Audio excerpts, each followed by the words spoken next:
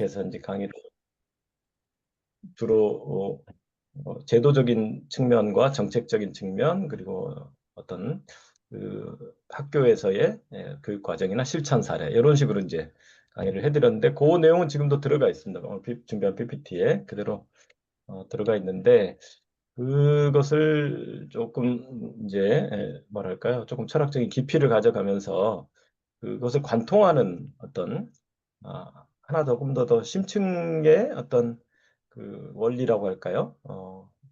어떤 문화라고 할까요? 그런 지점을 좀 예, 연구를 꾸준히 해오고 있던 차여서 최근에 이제 빌둥과 시민 이런 제목을 앞에 붙였죠. 그래서 이번 기획도 이제 그런 연장에서 그죠? 덴마크로부터 이렇게 빌둥을 좀 노르딕 빌둥을 좀 깊이 들여다보자라는 취지로 좀 기획이 됐고 덴마크는 조금 자세히 봐야 되겠다 해서 우리 정혜진 교수님께 두 차례 부탁을 드렸었고요. 아주 풍성한 대화와 학습의 시간이 된 것 같습니다. 오늘은 이제 세 번째로 핀란드 사례인데 핀란드도 지난 시간 잠깐 제가 코멘트한 것처럼 이게 기본적으로는 노르딕 빌둥과 궤를 같이 하고 있다. 표현이 이제 핀란드어가 따로 있긴 하지만 이따 설명드릴 건데 기본적으로 같은 개념, 빌둥 개념에 터해서 시기도 비슷하게 19세기 후반부터 출발해서 오늘날까지 이렇게 상당히 뭐 아름다운 모습들을 많이 보여주고 있는 그리고 그것이 오늘날 뭐 핀란드나 북유럽 국가들의 민주주의 지표라든지 다양한 사회 지표에서의 아주 탁월한 성취들로 나타나고 있다. 그건 말할 것도 없고요. 그래서 이제 그런 내용들로 준비했는데 그 과정에 저희가 이제 무언가 조금 더 새로운 고민이 필요하지 않은가라는 생각이 있었고 제가 그리고 저희가 세미나 했던 빌둥에서 배운다라는 책이 있었어요. 12월 연구소 저희가 문 열 때 기억나시나요? 어, 예, 이 같이 하셨던 분들도 많으실 텐데요. 혹시 예술쌤 이 책 읽어보셨어요? 네, 없으신 분들은 이 책을 좀 한번 구입해서 읽으셔도 참 좋은 책이다라고 권해드리고요. 어렵지도 않고 아주 저기 잘 요점이 정리되어 있고 친근하게 설명이 되어 있는 책이다라고 생각합니다. 그래서 이 책을 읽다 보면은 중간에 이제 우리가 모더니즘 시대를 지나고 포스트 모던 시대를 지나서 어, 다음 시대로 이행하고 있다라는 이야기가 나오는데 그 이름을 이제 메타모던 시대로 이렇게 명명을 하고 있거든요. 그래서 메타모던 시대의 노르딕 빌딩도 진화를 요청받고 있다라는 이야기를 하고 있고 노르딕 포크 빌딩 1.0, 2.0, 3.0까지 이야기를 하고 있거든요.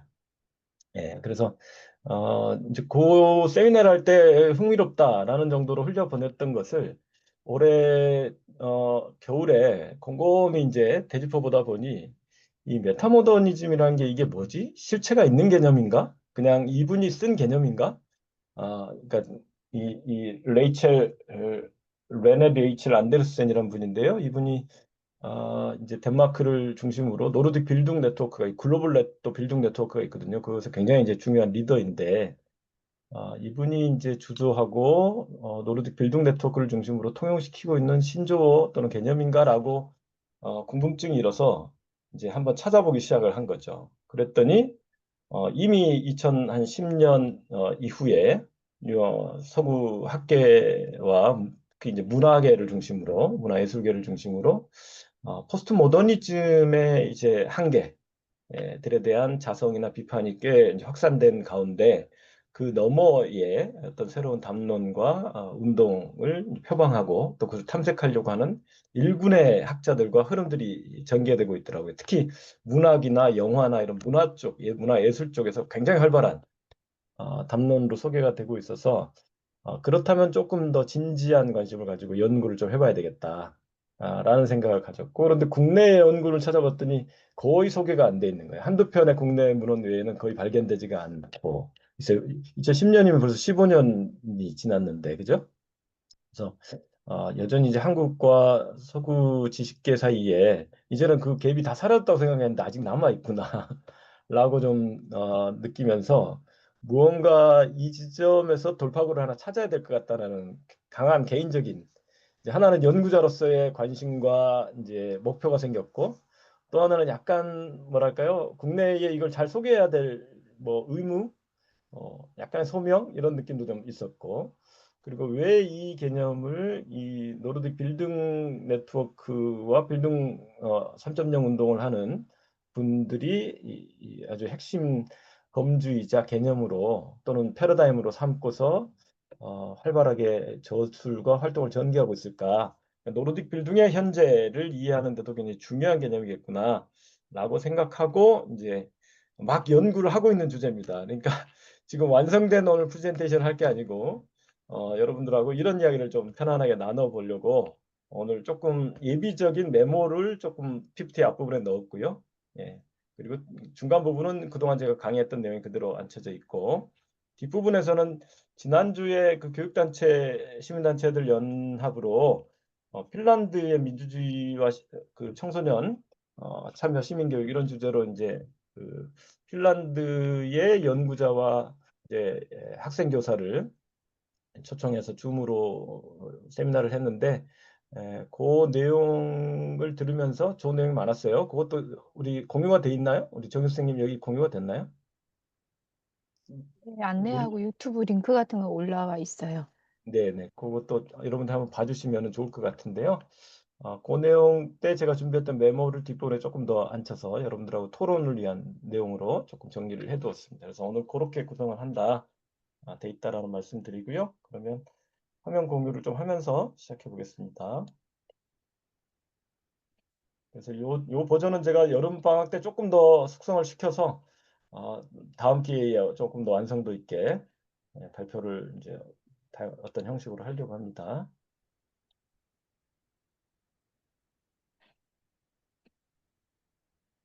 보이시나요?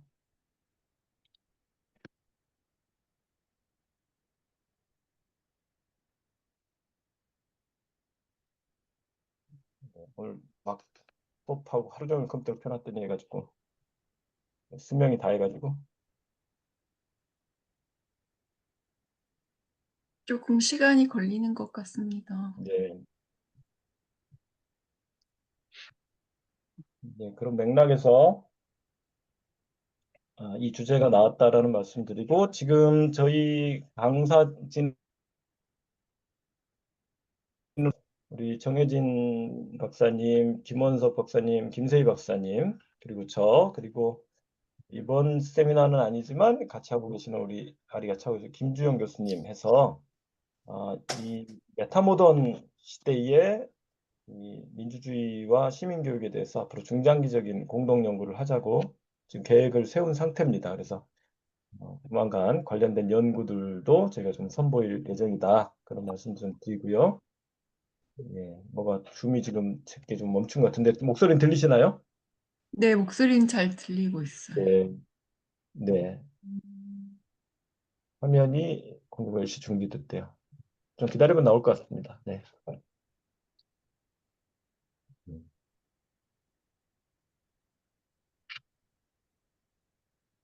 커버가 걸렸네요. 진짜 이 친구가.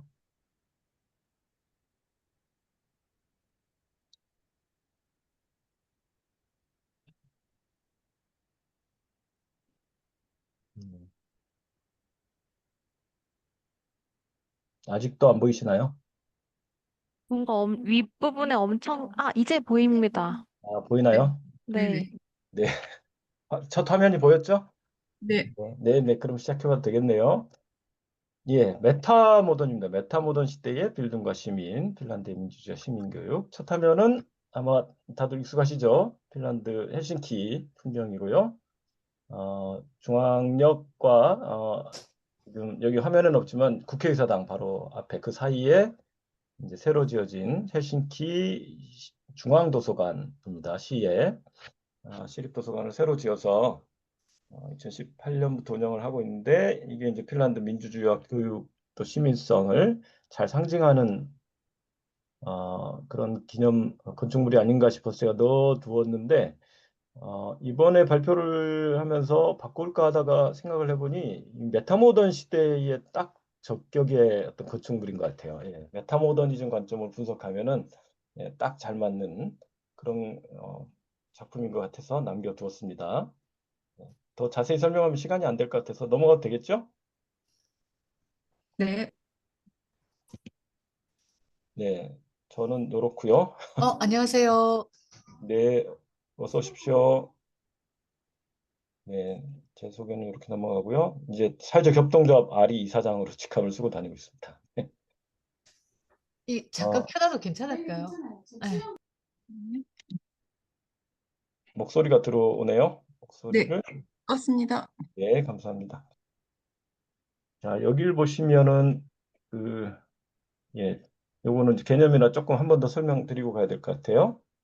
노르딕 빌딩 네트워크가 돌아가는데, 요게 이제 핀란드어로는 저기 시비스투스라는 말을 쓰거든요. 네.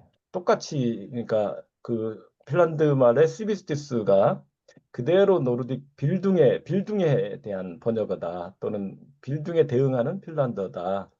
그런데 핀란드에도 이 빌둥의 원리가 아주 깊숙이 들어와 있다는 걸 이 시비스투스라는 용어가 잘 보여준다라는 거고요.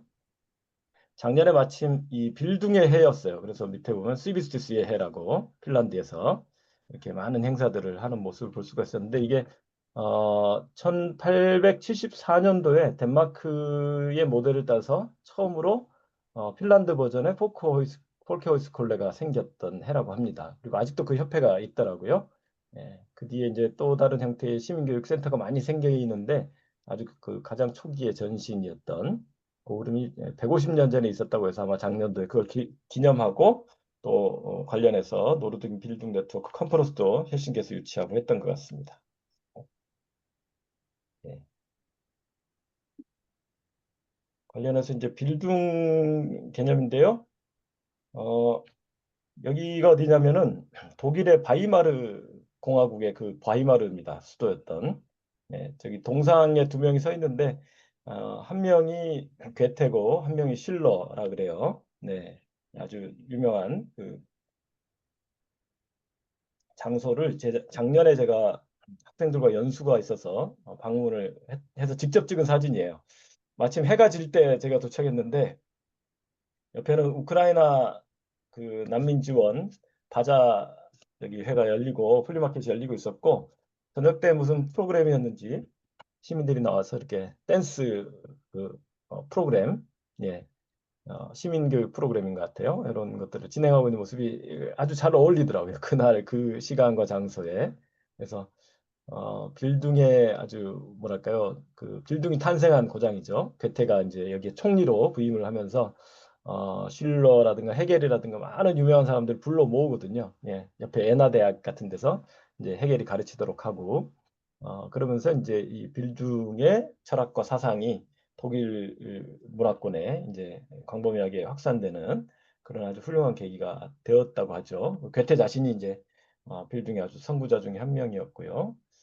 그 빌둥은 어디서 왔나 보면은 좀 그 옆나라 프랑스에서 주로 활동하고 했던 제네바 출신의 루소가 이제 또 상당히 중요한 영향을 미친 빌둥이라는 말은 쓰지 않았지만 당시에 프랑스의 어떤 상류층 중심의 귀족주의적인 그 교육에 대해서 신랄하게 비판하면서 에듀케이션 모델에 대해서 신랄하게 비판하면서 대안적인 교육을 굉장히 강조를 했죠.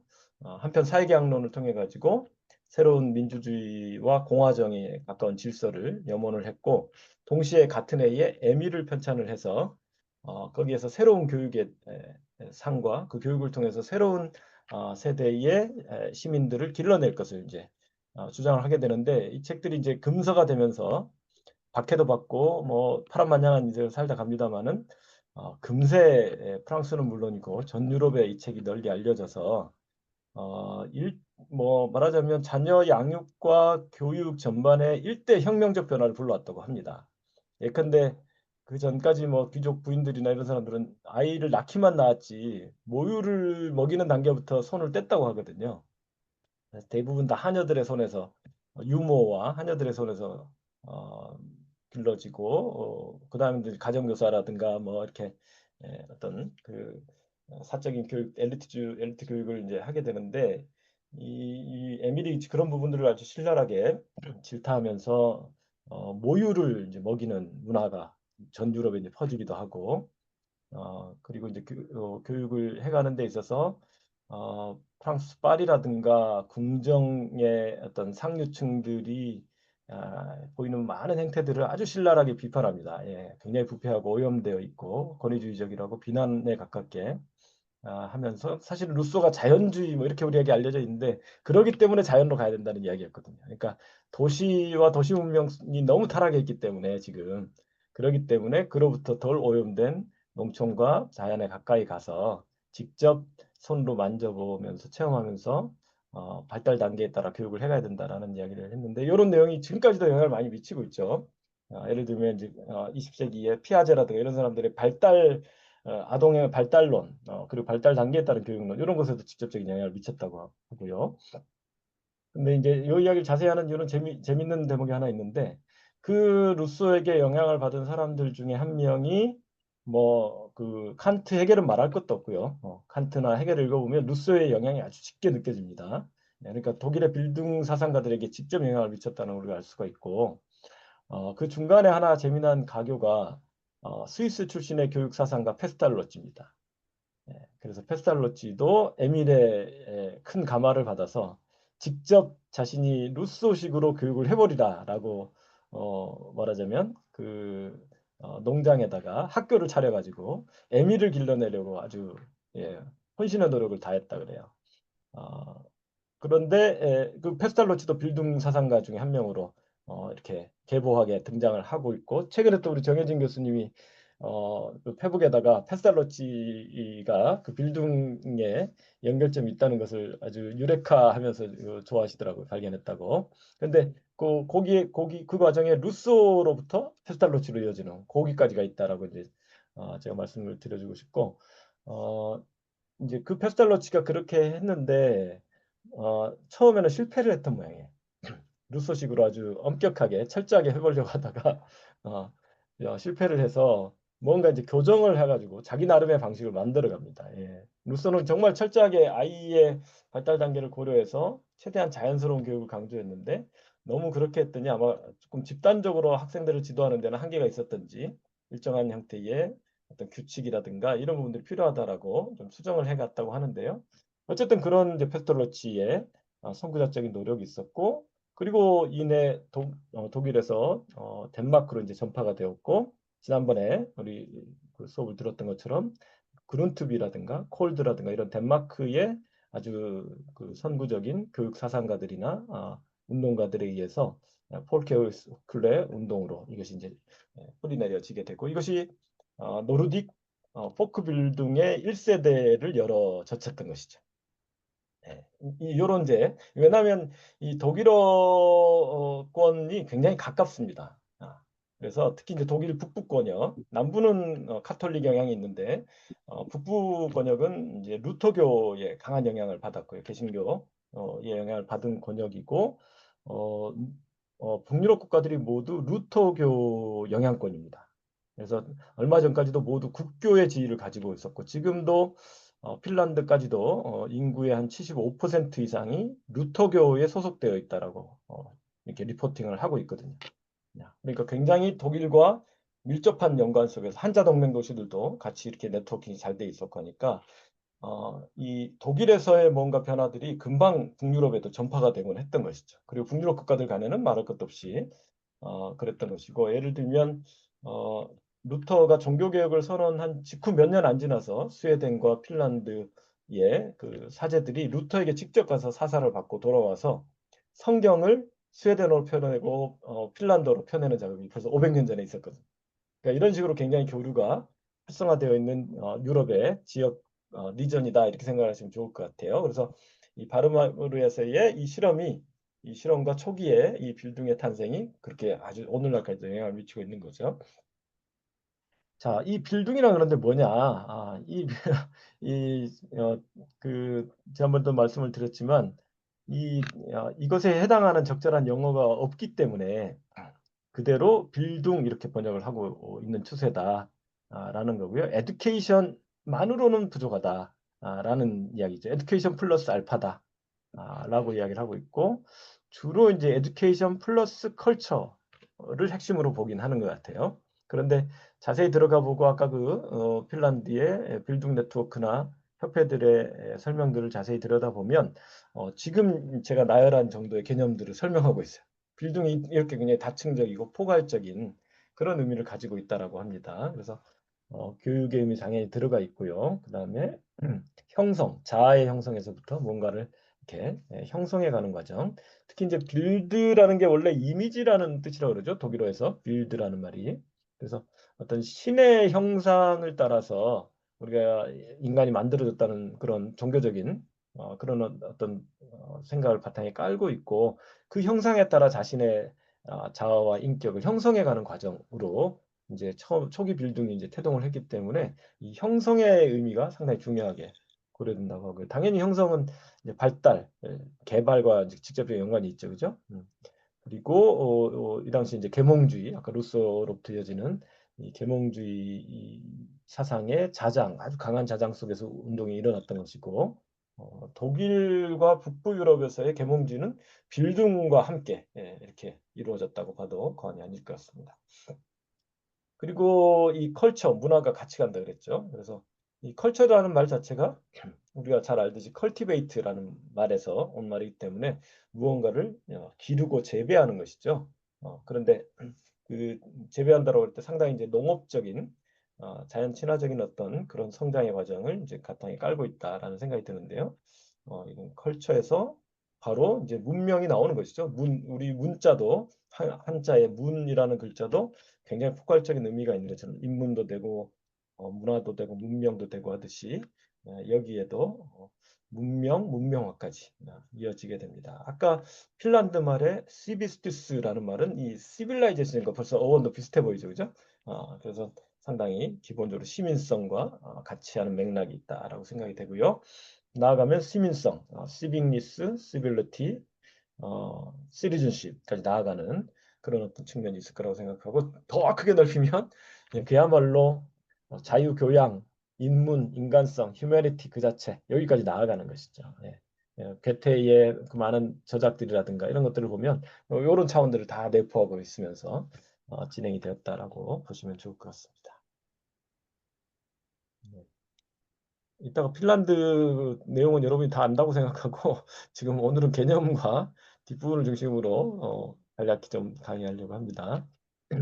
자, 그 다음에 이제 방금 말씀드린 노르딕으로 올라가서 특히 이제 민중들, 농민이나 노동자들과 같은 평민들을 중심에 두는 포크 빌딩의 운동과 사상으로 전개가 됐다라는 것이고요.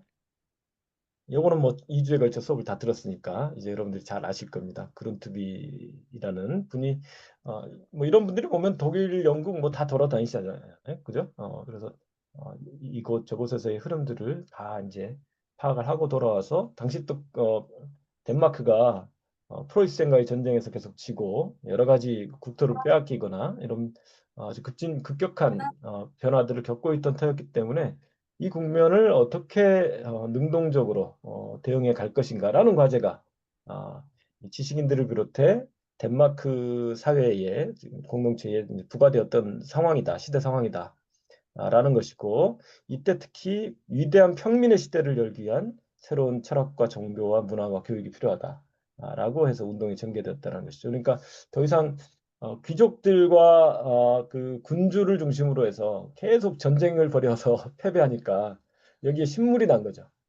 신물이 나서 더 이상 귀족들과 엘리트들에게 우리의 미래를 맡기기가 어렵다라고 보았고 나아가 이미 사회구조의 변동의 방향은 더 이상 귀족들의 시대가 아니라 민중의 시대가 열린다라고 본 것이죠. 민주주의 시대가 열리고 있다라고 보았고 그런데 정작 그 농민들이라든가 평민들을 위한 교육 시스템이 없던 상황이기 때문에 제대로 된 와서 먹어. 이런 부분들을 이제 자발적인 시민사회 안으로부터 아래로부터의 운동을 통해서 펴고자 했던 흐름이 아닐까 싶습니다. 특히 이 콜드라는 분이 그룬트비의 이런 사상들의 감화를 받고 본인도 크게 각성을 하면서 바깥에서 패배할 때 우리는 안으로부터 승리해야 된다라고 강조하면서 그 폴케 호이스클레 학교를 열고 이것을 전국화시키는데 큰 기여를 이제 했다고 합니다. 이런 이야기는 지난주에 다 들었습니다. 그래서 1900년 정도 될 때까지 이제 덴마크 전역에서 130개가 넘는 폴케 호이스콜레가 이제 만들어져서 매년 1000명, 2000명 이상의 농민들 또 평민들이 입교하고 졸업을 하면서 이들이 다 전국에 번져 나가서 이제 말하자면 농촌 개조 운동부터 시작을 하는 거죠. 자기 농장을 바꾸고 지역사회를 바꾸고 이런 많은 것들을 해가는 모습들을 보게 됩니다. 흥미로운 게 루소 에밀들 읽어보면은 마치 루소가 우리 상록수의 주인공 마냥 그런 지역사회에서 농촌 지역사회에서 그것을 읽어가는 모습들이 아주 생생하게 묘사가 되거든요. 예, 그런 모델들이 다 있었기 때문에 이런 운동들이 다 있었겠구나라는 생각이 듭니다.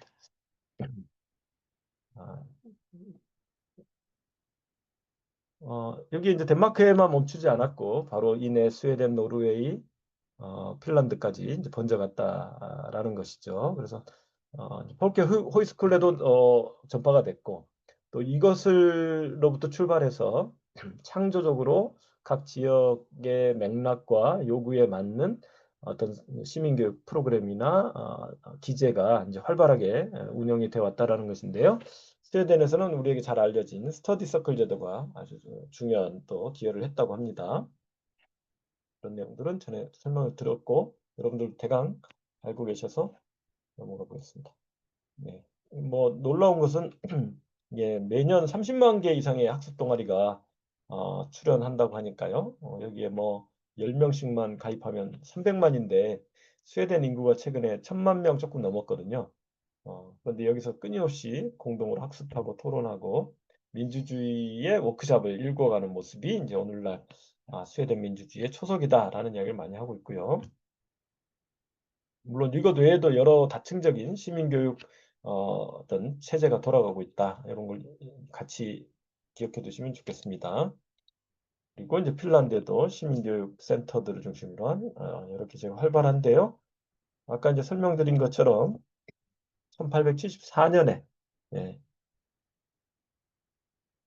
첫 폴케호이스콜레 핀란드 버전으로 설립이 돼서 운영이 되었다고 하고 아직도 그 협회가 있더라고요. 네. 그 덴마크와 이제 같은 방식의 어떤 그런 시민교육 기관들의 협회가 또 따로 있고 또 핀란드 버전에 또 다른 시민교육 센터들이 있고 그것들의 또 협회가 있고 이런 아주 중층적인 구조를 가지고 있습니다. 그리고 보다 핀란드에서 이제 중시하는 것은 1899년에 노동운동과 산업 지역의 메카인 땀페레에서 노동자 교육센터가 이제 자발적인 운동으로 설립이 됐고 이게 지금도 126년째 이제 운영이 되고 있거든요. 활발하게 이런 모습들을 이제 중시하고 있고요. 그리고 1920년대에는 이런 것들이 법제화되고 이제 양적 질적 성장이 일어난다라는 것이고요.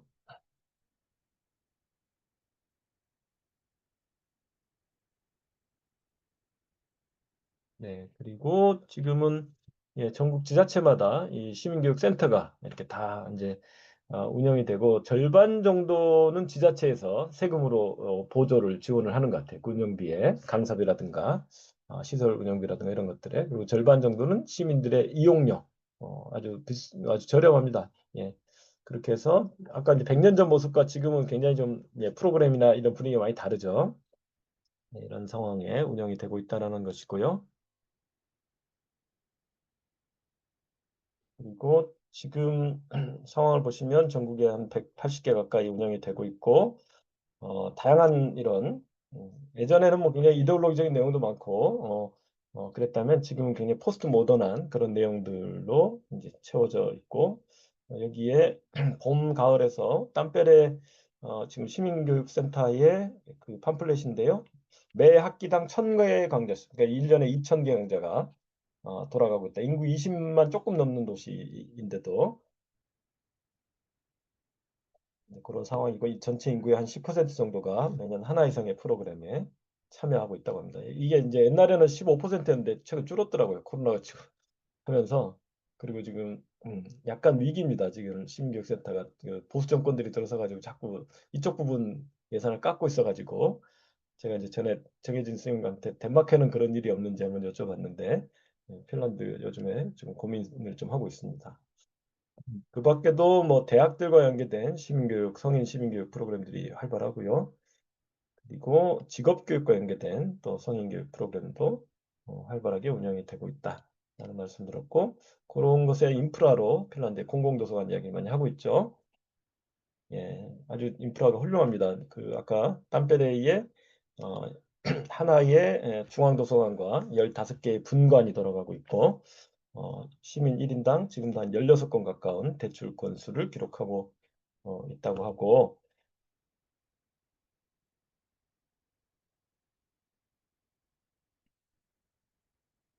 네, 아까 이제 그런 가운데 도서관의 새로운 기능과 어떤 미래적인 모습을 보여주는 게 아까 오디 같은 그 헬싱키 도서관의 모습들입니다. 그래서 도서관이 그냥 책을 빌리고 빌려주는 공간만이 아니라 시민들의 일상적인 삶과 문화 활동 그리고 상호 교류가 활발하게 일어나도록 하는 공공장소다. 이런 개념을 가지고 있는 거죠. 그래서 누구나 접근 가능할 수 있도록 문턱을 낮추고 기능들도 책을 중심으로 한 공간만이 아니라 다양한 그 워크숍을 할 수 있는 공간이라든지 시민들의 어떤 욕구를 새로운 욕구를 충족시켜주는 그런 공간으로 기능하면서 이게 바로 맞은편에 국회의사당과 이렇게 어깨를 나란히 하는 건물로 이렇게 이루어져 있는데 이른바 입법부를 중심으로 한 대의제 권력과 시민 권력이 함께 병행 발전해야 된다라는 의지를 좀 담아내고 있다고 합니다.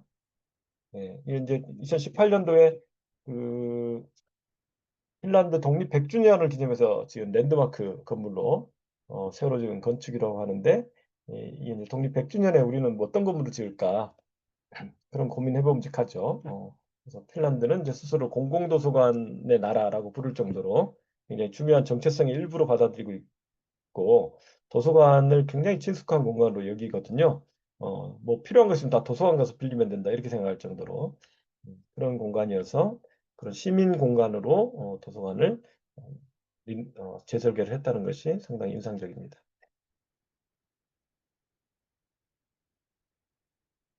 자, 이제 메타모던입니다. 여기까지 하던 지식을 좀 넣어두고요. 네. 자, 메타모던이 뭐고 메타모던 시대의 빌딩이란 또 어떤 것일까? 요 고민을 좀 이제 함께 나눠보려고 합니다. 네, 메타모더니즘 위키피디아에 이제 영어로 한번 검색해 봤더니 이렇게 나와 있더라고요.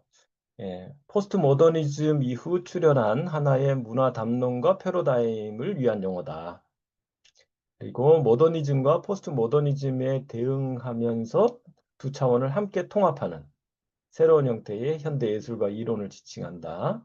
메타 모더니즘은 근대적 이상주의, 아이디얼리즘과 포스트 모더니즘의 회의론, 회의주의, 그리고 모더니즘의 진지함과 포스트 모더니즘의 아이러니, 과 같은 유사한 반대 쌍들이잖아요. 이런 상이한 문화적인 로직들 사이를 왔다 갔다 진자처럼 진동하는 혹은 종합하는 그런 어떤 새로운 담론과 이론의 패러다임이다. 이렇게 좀 설명이 되어 있습니다. 어, 그러니까 뭔가 모더니즘과 포스트 모더니즘 사이를 왔다 갔다 하면서 양자를 통합하거나 또 그 너머를 지향하는 무엇이다. 이렇게 정도로 이해해 볼 수가 있는데 그것을 표현하는 것이 이제 메타라는 용어입니다. 흥미롭게도 메타도 저기 고대 그리스의 플라톤에 처음 썼다고 하더라고요. 예. 우리가 이제 메타피직스 이런 말 쓰잖아요. 그죠? 메타피직스. 그런 무슨 뜻이 되죠? 피직스가 우리가 이제 뭐 피지컬 하면 신체적인 물리적인 이런 말이 되고 피직스가 바로 그런 어떤 물리의 작용이죠. 그죠? 그래서 물리학이 우리가 이제 피직스가 되는데 메타피직스 하게 되면은 그러한 물리의 세계를 넘어서는 무엇인 거죠. 예. 그래서 형이상학이 되는 거죠. 예. 그런 의미에서 우리가 형이상학이라는 표현을 메타피직스라고 하는데요. 그게 플라톤 때부터 이제 기원이 되어서 오늘날까지 내려오는 용어인데 이분들이 이제 이것을 개념화하면서 메타라는 개념을 가져와서 메타의 어원을 살펴보니 위드의 차원이 하나 있고 그 다음에 비트윈의 차원이 또 있다는 거예요. 그 다음에는 비욘드의 차원도 있다고 합니다. 그러니까 무엇 무엇과 함께 무엇 무엇 사이에서 무엇 무엇을 넘어 이 개념을 가지고 있고 뭔가 변화를 내포하는 개념이라고 해요. 다층적이면서 그리고 이 메타모더니즘을 주창한 초석을 놓은 것으로 알려진 두 명의 중요한 이론가가 있는데요. 여기 페어 뮬렌과 반덴 아케르라는 분인데요. 요 두 분이 공동으로 2010년대에 쓴 중요한 이제 아티클이 있어요. 그리고 그 뒤에 이분들이 또 단행본을 써내셨더라고요. 아직 국내는 소개가 안 돼 있고요. 그 논문을 읽다 보니 이런 구절이 나옵니다. 메타모더니즘은 인식론적으로는 양자와 함께, 그러니까 지금 가로로 이렇게 재미나게 표현해 놨어요. 그죠? 모더니즘 및 포스트 모더니즘과 함께. 위드죠. 그죠? 전제론적으로는 모더니즘과 포스트 모더니즘의 사이에, 역사적으로는 모더니즘 및 포스트 모더니즘의 너머에, 그러니까 그 다음에 오는 거죠. 그죠? 너머에 위치한다. 라고 이제 요약적으로 설명을 하고 있는데, 이게 알듯 말듯, 그죠? 그럴 듯, 말듯한데요. 한번 조금 더 들어가 보겠습니다.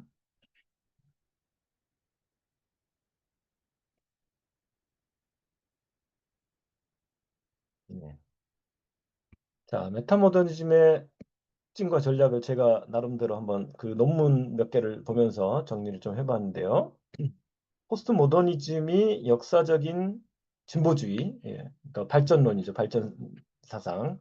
어, 이제 프로그레스, 역사는 진보한다라고 하는 역사 법칙적인 아이디어죠. 뭐 헤겔로부터 막스 등으로 이어졌던 기본적인 이제 뭐 진보, 뭐 보수건, 진보건, 좌파건, 우파건 상관없이 기본적으로 이와 같은 전제들을 전제한 경우가 깔고 있었던 경우가 많았죠. 그 다음에 이제 거대 담론, 거대 이론과 거대 서사를 중시하고 또 주체 중심주의, 이성 중심주의, 이제 또 인간 중심주의 이런 게 이제 모더니즘의 기본 아주 뭐랄까요 기둥이 되는 개념들인데요. 이 모더니즘의 이러한 기본 전제 원리 특징을 포스트 모더니즘은 공격했죠. 성찰적으로 이제 비판하고 심지어 해체. 데리다 같은 분이 이제 해체라는 책도 쓰셨잖아요. 해체를 하고자 하면서 나름의 대안을 이제 세우려고 했던 것처럼 메타모더니즘은 아까 모더니즘과 포스트 모더니즘 양자를 이렇게 뭐 비판도 종합도 한다고 했는데 그 가운데서 특히 포스트 모더니즘을 주된 라이벌로 생각을 하고 있어요. 그래서 포스트 모더니즘을 이제 상대화, 객관화하고 비판적으로 성찰하며 그 너머의 지평으로 나아가고자 하는 이론적, 실천적 기획이 아닌가라고 이제 저는 정리를 한번 해보고 있습니다. 자, 그래서 그 포스트 모더니즘이 왜 문제인가? 그러니까 지금 포스트 모더니즘이 서구에서는 이미 1960년대, 70년대부터 등장해서 80년대, 90년대에 아주 전성기를 누렸고 지금 오늘날까지도 상당히 강한 영향력을 가지고 있다고 보는 거죠. 그리고 어떻게 보면 주류 패러다임이 된 거죠. 포스트 모더니즘이. 오늘날 우리가 전통적인 의미의 모더니즘을 주장하는 사람은 잘 없잖아요. 예를 들면 역사나 계속 진보하는 거지, 나아가는 거지.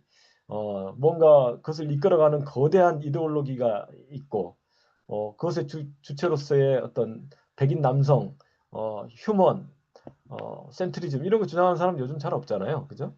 그러면서 사실은 우리 모두가 포스트 모더니스트가 이미 되어 있는 그런 상태인데, 다만 이 포스트 모더니즘만으로 오늘날 우리가 당면한 안팎의 그리고 다중적인 그리고 아주 깊은 신급의 위기와 도전들을 헤쳐나갈 수가 있을까? 라는 것에 대한 회의가 반영이 이제 되면서 출발한 담론이다. 이렇게 생각이 됩니다. 그래서 포스트 모더니즘이 이제 모더니즘을 상대하면서 내걸었던 또는 견지했던 몇 가지 중요한 특징들이 있는데 대표적으로 회의주의. 예. 뭐 역사의 발전이라는 게 어디 있어? 라든가 뭐 거대한 이론, 이성주의 이런 것들에 대한 회의가 스캡티컬한 이게 기본적으로 깔려 있고, 그러니까 특히 이제 뭐랄까요, 우리 바깥에 뭔가 거대 주체를 상정하거나 아니면 그 이성을 통한 진리의 발견, 예, 그 진리라는 게 딱 고정적으로 바깥에 있고, 우린 그걸 이성을 통해서 발견만 하면 돼. 이런 것들에 대한 굉장한 회의가 있죠. 굉장히 상대주의하고도 연결이 되는 인식론적 상대주의나 이런 것들하고도 연결이 되죠. 또 하나는 이제 아이러니죠, 아이러니. 그래서 이제 이건 리차드 로티 같은 포스트 모더니스트들이 이제 특히 내걸었던 모습들인데요. 한편 굉장히 회의적이고 어떻게 보면 저 모더니스트들의 저러한 진지한 이상주의를 상당히 뭐랄까요?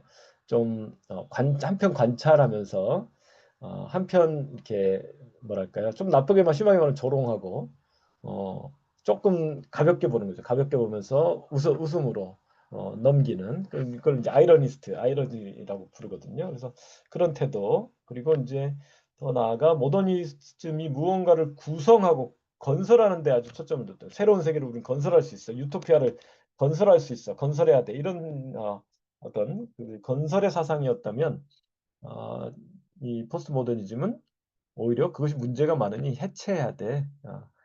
라고 하는 그 어떤 그 탈구축화하고자 하는 그런 어떤 전략들을 취해왔는데 이것이 이제 풍미한 2, 30년 이상의 흐름들을 이제 돌아볼 때 이와 같은 접근과 전략으로 오늘날의 이 안팎의 아주 실제적인 위기와 이론의 위기를 다 극복해낼 수 있을까? 당장 이미 2010년도 논문인데 이런 이야기를 하고 있더라고요. 기후 생태 위기, 글로벌 기후 생태 위기에 답변을 못 내고 있지 않냐.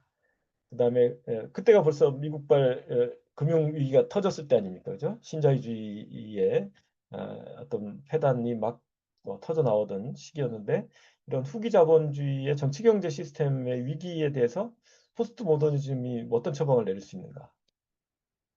심지어는 약간 신자유주의와 일정한 관계 측면에서 공조 관계가 있지 않았는가라고 하는 이제 의심까지 또 받았던 것 같고요.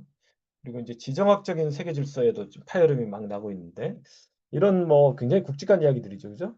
이와 같이 오늘의 세계가 당면한 난제들에 대해서 창조적인 해법을 제시하지 못하는 무기력, 이론의 무기력이죠. 또는 이론의 소진.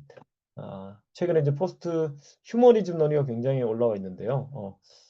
특히 이제 비판적 생태적 포스트 휴머니즘, 페미니즘에 기반해서 강력하게 주장하는 분들도 계신데 대표적인 분이 이제 로지 브라이도띠 같은 분이 있죠. 저희 우리나라에도 이제 꽤 여러 권 번역이 되어 있더라고요. 예, 그분 책을 이제 들여다보면 또 거기도 재미난 내용이 많은데 재미난 것이 이론의 피로를 이야기하고 있거든요. 시작할 때 이론의 피로를 이야기하고 민주주의의 피로를 이야기하고요. 소진에 대해서 이제 진단을 하고 있습니다. 사실은 오늘날 우리가 지금 오늘 우리 이제 선거 앞두고 있습니다만은 저한테 이제 10분 남았네요. 시간 전까지. 네, 예, 화면 보고 있습니다. 그 지난 6개월 우리 너무 피곤했죠. 사실 너무 힘들었잖아요. 지금 그런데 이미 그 전에 2, 3년 전부터도 계속 피곤한 상태죠. 지금. 어찌 보면 선거를 통해서 정권 대통령을 새로 뽑고 정권을 바꾸곤 하지만 어, 금세 그 환희와 열광이 식고 어떤 피로를 느끼는 피로와 소진을 느끼는 실망과 이런 것들을 느끼는 악순환 고리를 민주화 이후에 계속 반복해 왔다라는 생각이 듭니다. 이번만큼은 그 고리를 좀 끊어내는 선거 가 되길 바라고 그리고 선거 이후에 출범하는 새 정부와 또 그 국회와 정당들 그리고 시민사회가 정말 좀 새로운 시작을 한나라한테 관한 새로운 시작을 할 수 있는 오늘 그 정초적인 선거가 되길 바란다 이런 마음이 있는데 어쨌든 오늘날의 어떤 공통된 어떤 그 뭐랄까요 트렌드라고 할까요 아니면 기저의 현상이라고 할까요 이걸 관통하는 어휘가 있다면 피로와 소진인 것 같긴 해요. 네.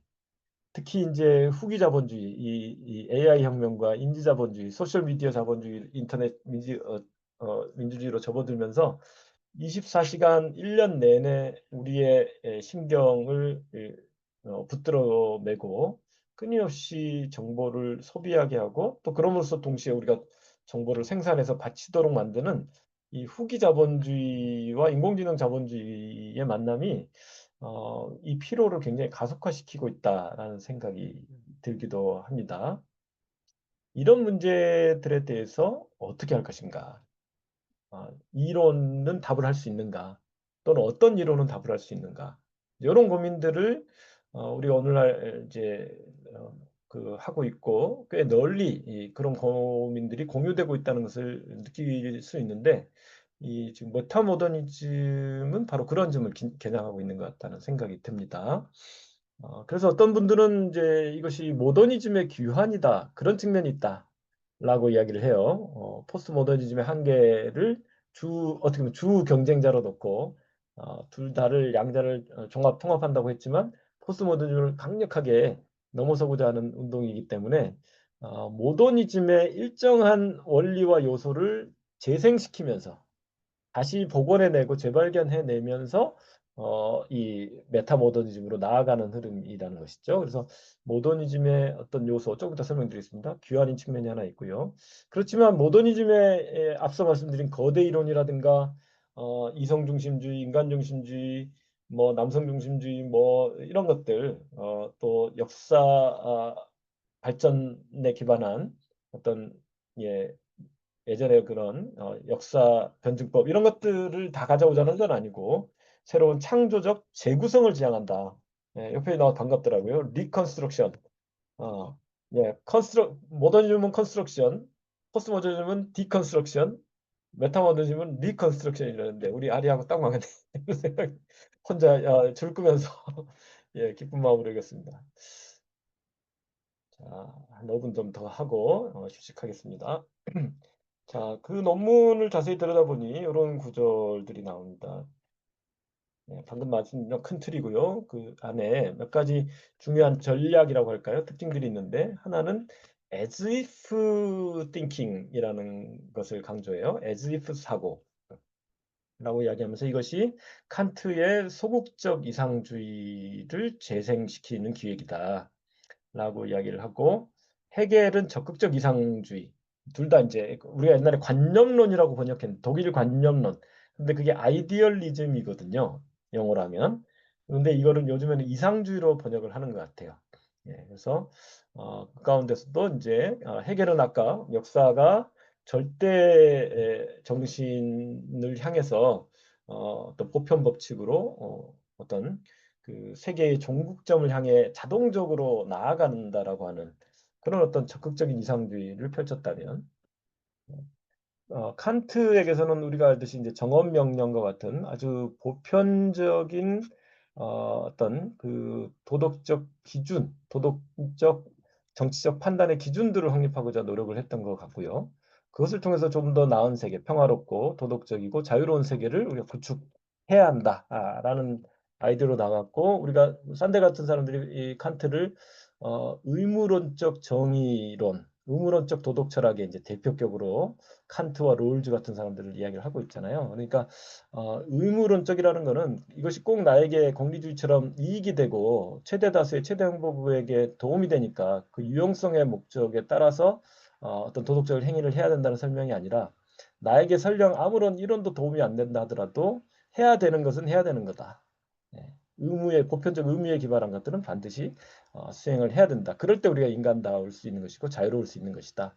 라는 주장을 이제 펼쳐가게 되는데 그러한 과정을 통해 마치 무엇 못한 것처럼이라고 생각을 하고 행위를 해야 된다는 거예요. 그래서 조금 더 나은 상태, 보다 정의롭고 도덕적이고 자유로운 어떤 그런 어떤 뭐 또는 더 계몽된 그런 상태의 공동체와 세계를 상정하고 그 방향으로 우리가 적극적인 실천과 기투 행위를 해야 된다라는 것이죠. 근데 이러한 요소들에 대해서 오늘날 새롭게 생각해 볼 여지가 있다라는 이야기를 하고 있습니다. 포스트 모더니즘이 회의주의로 일관하면서 무언가 이런 건강한 이상을 향한 어떤 도덕적 실천의 가능성까지 봉쇄하고 있거나 아니면 적어도 굉장히 회의적인 자세를 취한 것 아니냐라는 이제 반성에서 이러한 모습들을 이야기를 하고 있는 것 같습니다. 두 번째는 재미난 표현이 보스 나이더의 다이너믹이에요. 이 말이 뭘까요? 보스 대시 나이더 또는 리더인데요. 둘 다이면서 둘 다 아닌 이런 표현이 되겠죠. 그죠? 굳이 번역을 한다면. 그래서 모더니즘과 포스트 모더니즘 사이에서 끊임없이 진자처럼 운동한다. 진동한다는 표현을 좋아하거든요. 이거 오실레이션이라고 그러는데요. 이 진동하는 어떤 것이다. 라는 것이고 들레즈나 가타리가 이제 천개의 고원이나 이런 여러 저작에서 강조했던 게 이제 나무형 모델과 리좀형 모델의 대비를 하고 있는데 일종의 모더니즘은 나무형 모델인 거고 수목형 이제 하나의 나무가 이제 뿌리 위에 드러나는 것을 보면 딱 가운데 중심이 있고 위를 향해서 올라가고 싹 양쪽은 대칭적이고요. 일정한 목표를 향해서 착 올라가는 것처럼 질서정연하게 이런 그림이고 리점형 식물이라는 거는 그 땅속 식물들이죠. 땅속으로 뿌리가 뻗어 나가면서 그 안에서 열매를 맺는 감자라든가 이런 애들 인데 그 뿌리가 뻗어나가는 것이 전혀 어떤 질서가 없다는 것이죠. 무정형적으로. 예, 아주 뭐 휙 튀기도 하고 또 거기서 새로운 게 뭐 파생되기도 하고 서로 간에 위계가 없다는 거예요. 위계도 없고 중심도 없고 이렇게 해서 이제 그 촘촘한 네트워크로 이루어지는 모델인데요. 포스트 모더니즘은 이제 후자에 가깝다라고 이야기를 이제 하고 있고 그에 걸맞는 사회 실천론이 필요하다라는 이야기를 하고 있는 것이죠. 그런데 메타모더니스트들은 이 들레즈와 가타리의 이 비유와 같은 나무형 모델과 리조형 모델의 하이브리드 모델을 조금 더 현실적인 것으로 여기고 또 수용하고 있다라는 것입니다. 그래서 어떤 거는 굉장히 모더니즘적인 요소가 있고 또 어떤 거는 굉장히 포스트 모더니즘적인 요소가 있어요. 또 어떤 계기에서는 모더니즘적 요소가 조금 더 우위에 있거나 강할 수도 있고 어떤 계기에서는 포스트 모더니즘적인 것이 우위에 설 수도 있는데 그 모든 것들을 다 아주 다채로운 그런 어떤 컨비네이션으로 수용해야 된다라고 보고 있는 거죠. 세 번째가 이제 신낭만주의입니다. 그래서 약간 이제 이 아까 빌둥에서부터 그 낭만주의가 있잖아요, 그죠? 루소라든가 게테라든가 실러 이런 사람 다 낭만주의자들인데 이 낭만주의를 오늘날 재생하려고 하고 모더니즘의 열광, 인서지즘과 포스트 모더니즘의 아이러니 사이에서 진동을 우리는 해야 된다라는 주장을 펼치고 있습니다. 대표적인 그 메타모더니즘적 세계관을 보여주는 영화로 Everything Everywhere All at Once를 꼽고 있고 이거에 대한 평론을 논문으로 쓰신 분들도 국제전에 여러 있더라고요.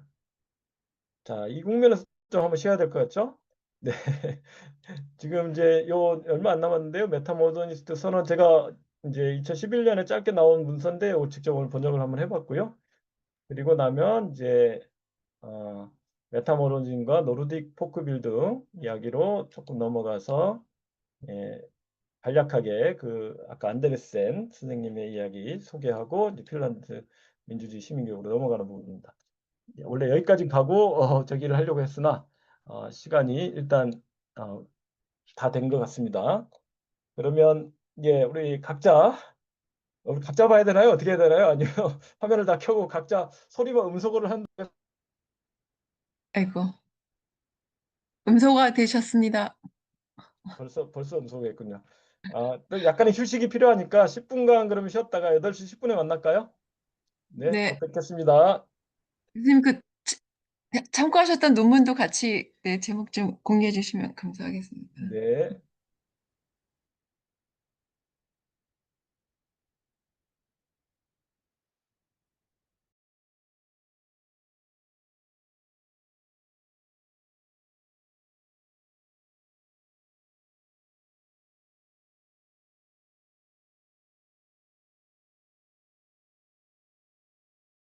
뭐 실천적인 어떤 뭐랄까요? 지침을 주는 선언이라기보다는 상당히 어떻게 우리가 오늘날의 어떤 현재와 과거를 인식해야 되고 이런 어떤 그 인식론과 존재론과 사이에서 어떤 묘사적인 그런 성격을 지니고 있다라는 분석을 오늘 좀 찾아보았습니다.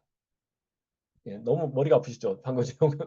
자, 어쨌든 메타모더니즘이 이렇게 꽤 강력한 담론도 대두가 되는 흐름이 있구나. 그리고 특히 이제 문화계 쪽에서 활발한 것 같습니다. 문학 이론, 영화 이론, 음악 이론, 그리고 건축 뭐 이런 쪽에서 활발하고 또 이제 철학과 역사에서도 일정하게 이제 흐름이 올라오고 있는 것 같은데요.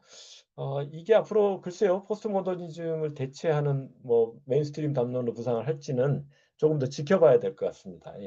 그렇게까지 아주 많은 연구가 쏟아져 나왔다 이렇게까지 아직 보긴 좀 어려운 것 같고 몇몇 이제 연구자들과 계보학이 성립되고 있는 단계 정도인 것 같긴 합니다. 자, 그런데 이제 흥미롭게도 제가 처음에 서두에 말씀드린 것처럼 이 메타모던과 메타모더니즘에 제가 관심을 갖게 된 계기는 이것이 노르딕 빌딩과 연결된다는 지점 때문이었는데 아까 그 빌딩에서 배운다 이 저자가 노르딕 포크 빌딩이 1세대, 2세대, 3세대 또는 1.0, 2.0, 3.0으로 이제 변화에 왔고 변화에 가야 된다라는 이야기를 하고 있어서 흥미로웠거든요. 그래서 1.0은 아까 그룬트비와 그 초기 단계 19세기로 근대로의 북유럽은 조금 근대화가 좀 늦었다고 보시면 되고요. 아래보다 그 과정에서 이제 평민 중심의 민주주의 교육 시민성 모델을 제가 넣은 겁니다. 민주주의 교육 시민성 모델을 수립하고자 했던 운동이 아니었나라는 거고, 2세대는 이제 20세기 초반과 중후반, 중반 정도까지 오는 흐름인데요. 20세기는 또 조금 달라지죠. 19세기하고는 이제 국민국가들이 완성이 돼가고, 또 1, 2차 세계대전을 경험했고, 전체주의의 도전을 극복해야 했고, 또 시장 경제가 이제 북유럽에서는 사회적 시장 경제로 이제 자리를 잡아가고 결국엔 보편적 복지 국가가 발전이 되는데 뭐 이 과정에 어떤 양가적인 요소들도 나타나게 됩니다. 어떤 자유의 증진과 구속의 측면이 다 나타나기도 한 것이죠. 이런 과정에서 계몽과 해방 이념에 기초한 문화적 급진주의 운동과 프로그램으로서 출현하고 발전했다라는 게 안데르센의 설명입니다. 그래서 자유, 평등, 휴머니즘, 실용주의, 미니멀리즘, 성해방, 문화민주주의 등에 기반하거나 추구했다. 그런데 이제 포크빌딩 3.0은 오늘날 21세기의 지금 어떤 시대의 전환과 구획에 걸맞는 새로운 담론과 운동이 요구되는 시점이다. 그런데 20세기까지 어떤 꽃을 피웠던 노르딕 빌딩 또는 노르딕 포크 빌딩이 지금은 약간 그 잠재력을 조금은 소진하고 특히 그 문화적 급진주의의 어떤 맥락들에서 조금은 떨어져 있는 것 아니냐라는 어떤 성찰이 있는 것 같아요. 이분의 표현을 이제 책을 들여다보니까요. 그래서 이 아까 소개드린 빌딩에서 배운다 의 내용들입니다. 그런데 이 책 말고 아예 메타모더니즘과 노르딕 빌딩에 대해서 이분이 또 쓴 책이 한 권이 있다 그래요. 영어로 쓰신 것 같은데 그 책을 좀 더 고민해 봐야 되겠다 이런 생각을 갖게 됩니다. 여기 이제 책에서 제가 사진을 찍은 건데요. 이런 구획이 있었어요. 토착적인 시대에서 프리모던의 시대로 그다음에 모던의 시대, 포스트 모던의 시대를 지나왔고 이제 앞으로 메타모던의 시대 또는 이미 메타모던의 시대에 우리가 들어와 있는지도 모르죠. 이런 좀 글자가 잘 안 보이시죠? 그죠? 네. 자세히 보시면 뭐 모던에 해당하는 평등주의 뭐 이런 것들이 쭉 들어가 있습니다. 네. 그다음에 포스트 모던에서는 뭐라고 써놨나요? 예. 상황적 혼란, 느낌, 아이러니, 정보, 정체성과 기분 해체, 상대화, 뭐 맥도날드와 마음 챙김 뭐 이런 것들이 들어가 있네요. 네. 그다음에 메타모던에서는 지금 다층적, 네트워크, 상대적, 추구하기, 지식, 결합하기, 글로벌, 창조하기, 네트워크, 뭐 맥락에 따른 실제의 개방성 뭐 이런 것들로 이제 재정립을 좀 하고 있고요. 이에 걸맞는 사실은 메타모던 시대에 걸맞는 포크빌딩 3.0이 필요하지 않느냐라는 이야기로 이제 해석이 됩니다.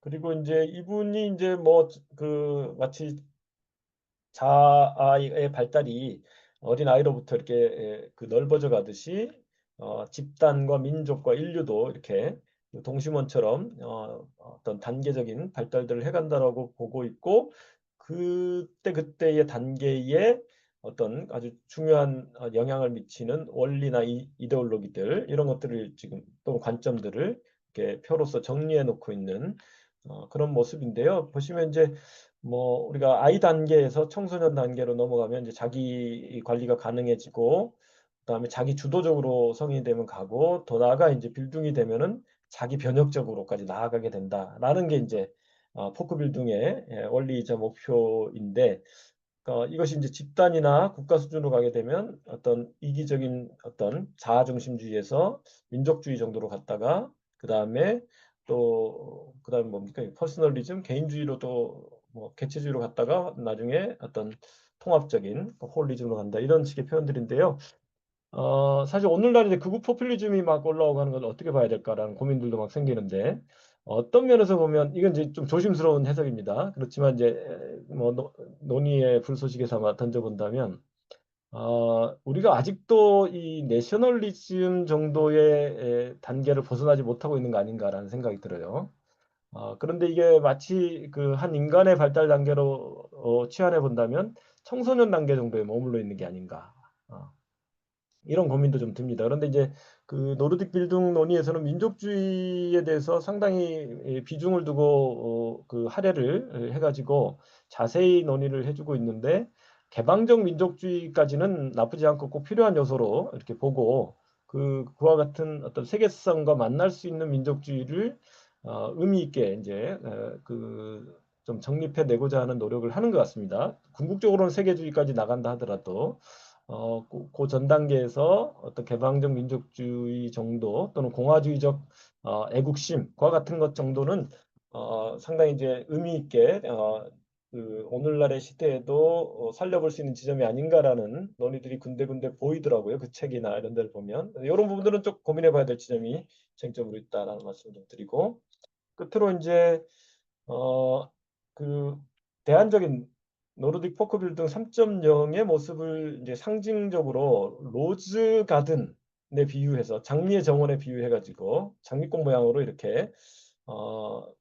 개념화를 하려는 노력들을 하고 있는데, 보시면 왼쪽에 보시면 이제 권력이 가운데 있고요. 그다음에 테크놀로지, 그다음에 생산, 미학, 그리고 내러티브, 윤리, 과학 뭐 이런 것들이 복잡성 과학의 시대의 문맥에서 이렇게 기량하고 있다라는 이야기를 하고 있고, 이것이 이제 빌딩이 잘 갖추어지게 되면 깊은 교육과 이해를 바탕으로 지속 가능한 어떤 발전들을 향해 가게 될 것이고, 의미 있고 목적 있는 발달 또는 개발이 이루어지게 될 것이다라는 것으로 이제 묘사를 해주고 있습니다. 네, 시간이 다 갔네요. 여기서 마칠까요? 요 뒷이야기는 이제 제가 핀란드의 민주주의와 시민교육을 이해하기 위해서는 북유럽 노르딕 빌딩에서부터 출발하지만, 이제 조금 더 제도적으로 들어온다면 북유럽 모델, 노르딕 모델에 대한 이해가 필요하다라고 해서 그것을 조금 리뷰를 이렇게 해주고 있는 내용들이고요. 민주주의 측면, 뭐 제도의 측면들도 있고요. 정당 체제, 그리고 이제 복지국가의 측면, 이런 부분들이 들어가고요. 그리고 교육까지요. 그리고 이제 높은 정치사회적 신뢰, 최근 행복지수. 그러나 북유럽 모델도 오늘날의 이런 다층적인 도전에 직면해 있기 때문에 사실 포크 빌딩도 진화가 필요한 것이죠. 그런 가운데 뭐 새로운 담론들로 이런 것들이 올라오고 있다라는 이야기 해드렸고, 그리고 이제 핀란드 교육 모델의 특징, 여기도 이제 뭐 제3의 길, 제4의 길 해서 교육 혁신의 제4의 길로 널리 알려지고 있는데요. 이런 논의와 또 앞서 말씀드린 메타모더니즘과 어떻게 연결될 수 있을까? 메타모던 시대의 북유럽의 교육과 스쿨링에 대한 영어 논문도 벌써 나와 있더라고요. 그 내용도 아주 흥미로운 내용들이 많았습니다. 그리고 이제 핀란드 교육 개혁의 역사, 뭐 교육 학제니 특징들을, 이건 전에 이제 자주 강의해도 드렸던 내용들이라 그냥 이렇게 넘어가겠습니다. 핀란드 교육 모델의 기본 특징들 몇 가지로 이렇게 정리를 하고 있고요. 네, 쭉쭉 가겠습니다. 네. 네, 국가교육과정, 그리고 최근에 역량 중심 교육과정에서 많이 나오는 그림이죠. 다중적인 역량을 이제 길러주는 교육을 이제 목표로 하고 있는데, 바로 여기에서 이건 고등학교 교육과정의 내용인데요. 최근에 나온 내용인데, 여기에 목표와 역량 속에 빌딩이 핵심적으로 잡혀 있다. 라고 제가 설명을 드렸던 거죠. 그래서 지금 다음 페이지에 제가 번역을 해놓은 내용이 보시면, 교육의 목표의 벌써 첫 번째가 좋은 빌딩이에요. 이게 아까 CBS도 쓰니까 휘바 CBS도 쓰니까 좋은 빌딩을 길러내는 게 그 자체가 목표이고, 좋은 교육을 통한 좋은 인재상의 핵심은 좋은 균형 잡힌 그리고 빌딩을 갖춘 CBS가 된 이런 사람이거든요. 그래서 계몽된 또는 시민성을 갖춘 사람을 길러내는데 그 양상은 이와 같다, 이런 내용이라는 거. 그리고 이제 학교의 어떤 시민교육 프로그램들, 교과나 이런 내용 중심으로 좀 살펴봤고요. 통합적, 실용적, 가치 기반 접근에 기반해 있다. 뭐 정당 극좌부터 극우까지 다 있는 그대로 다 가르친다. 라는 것이고요. 예. 그리고 뭐 시민 참여의 방법이나 채널들, 단체들 이런 것도 다 가르치고요.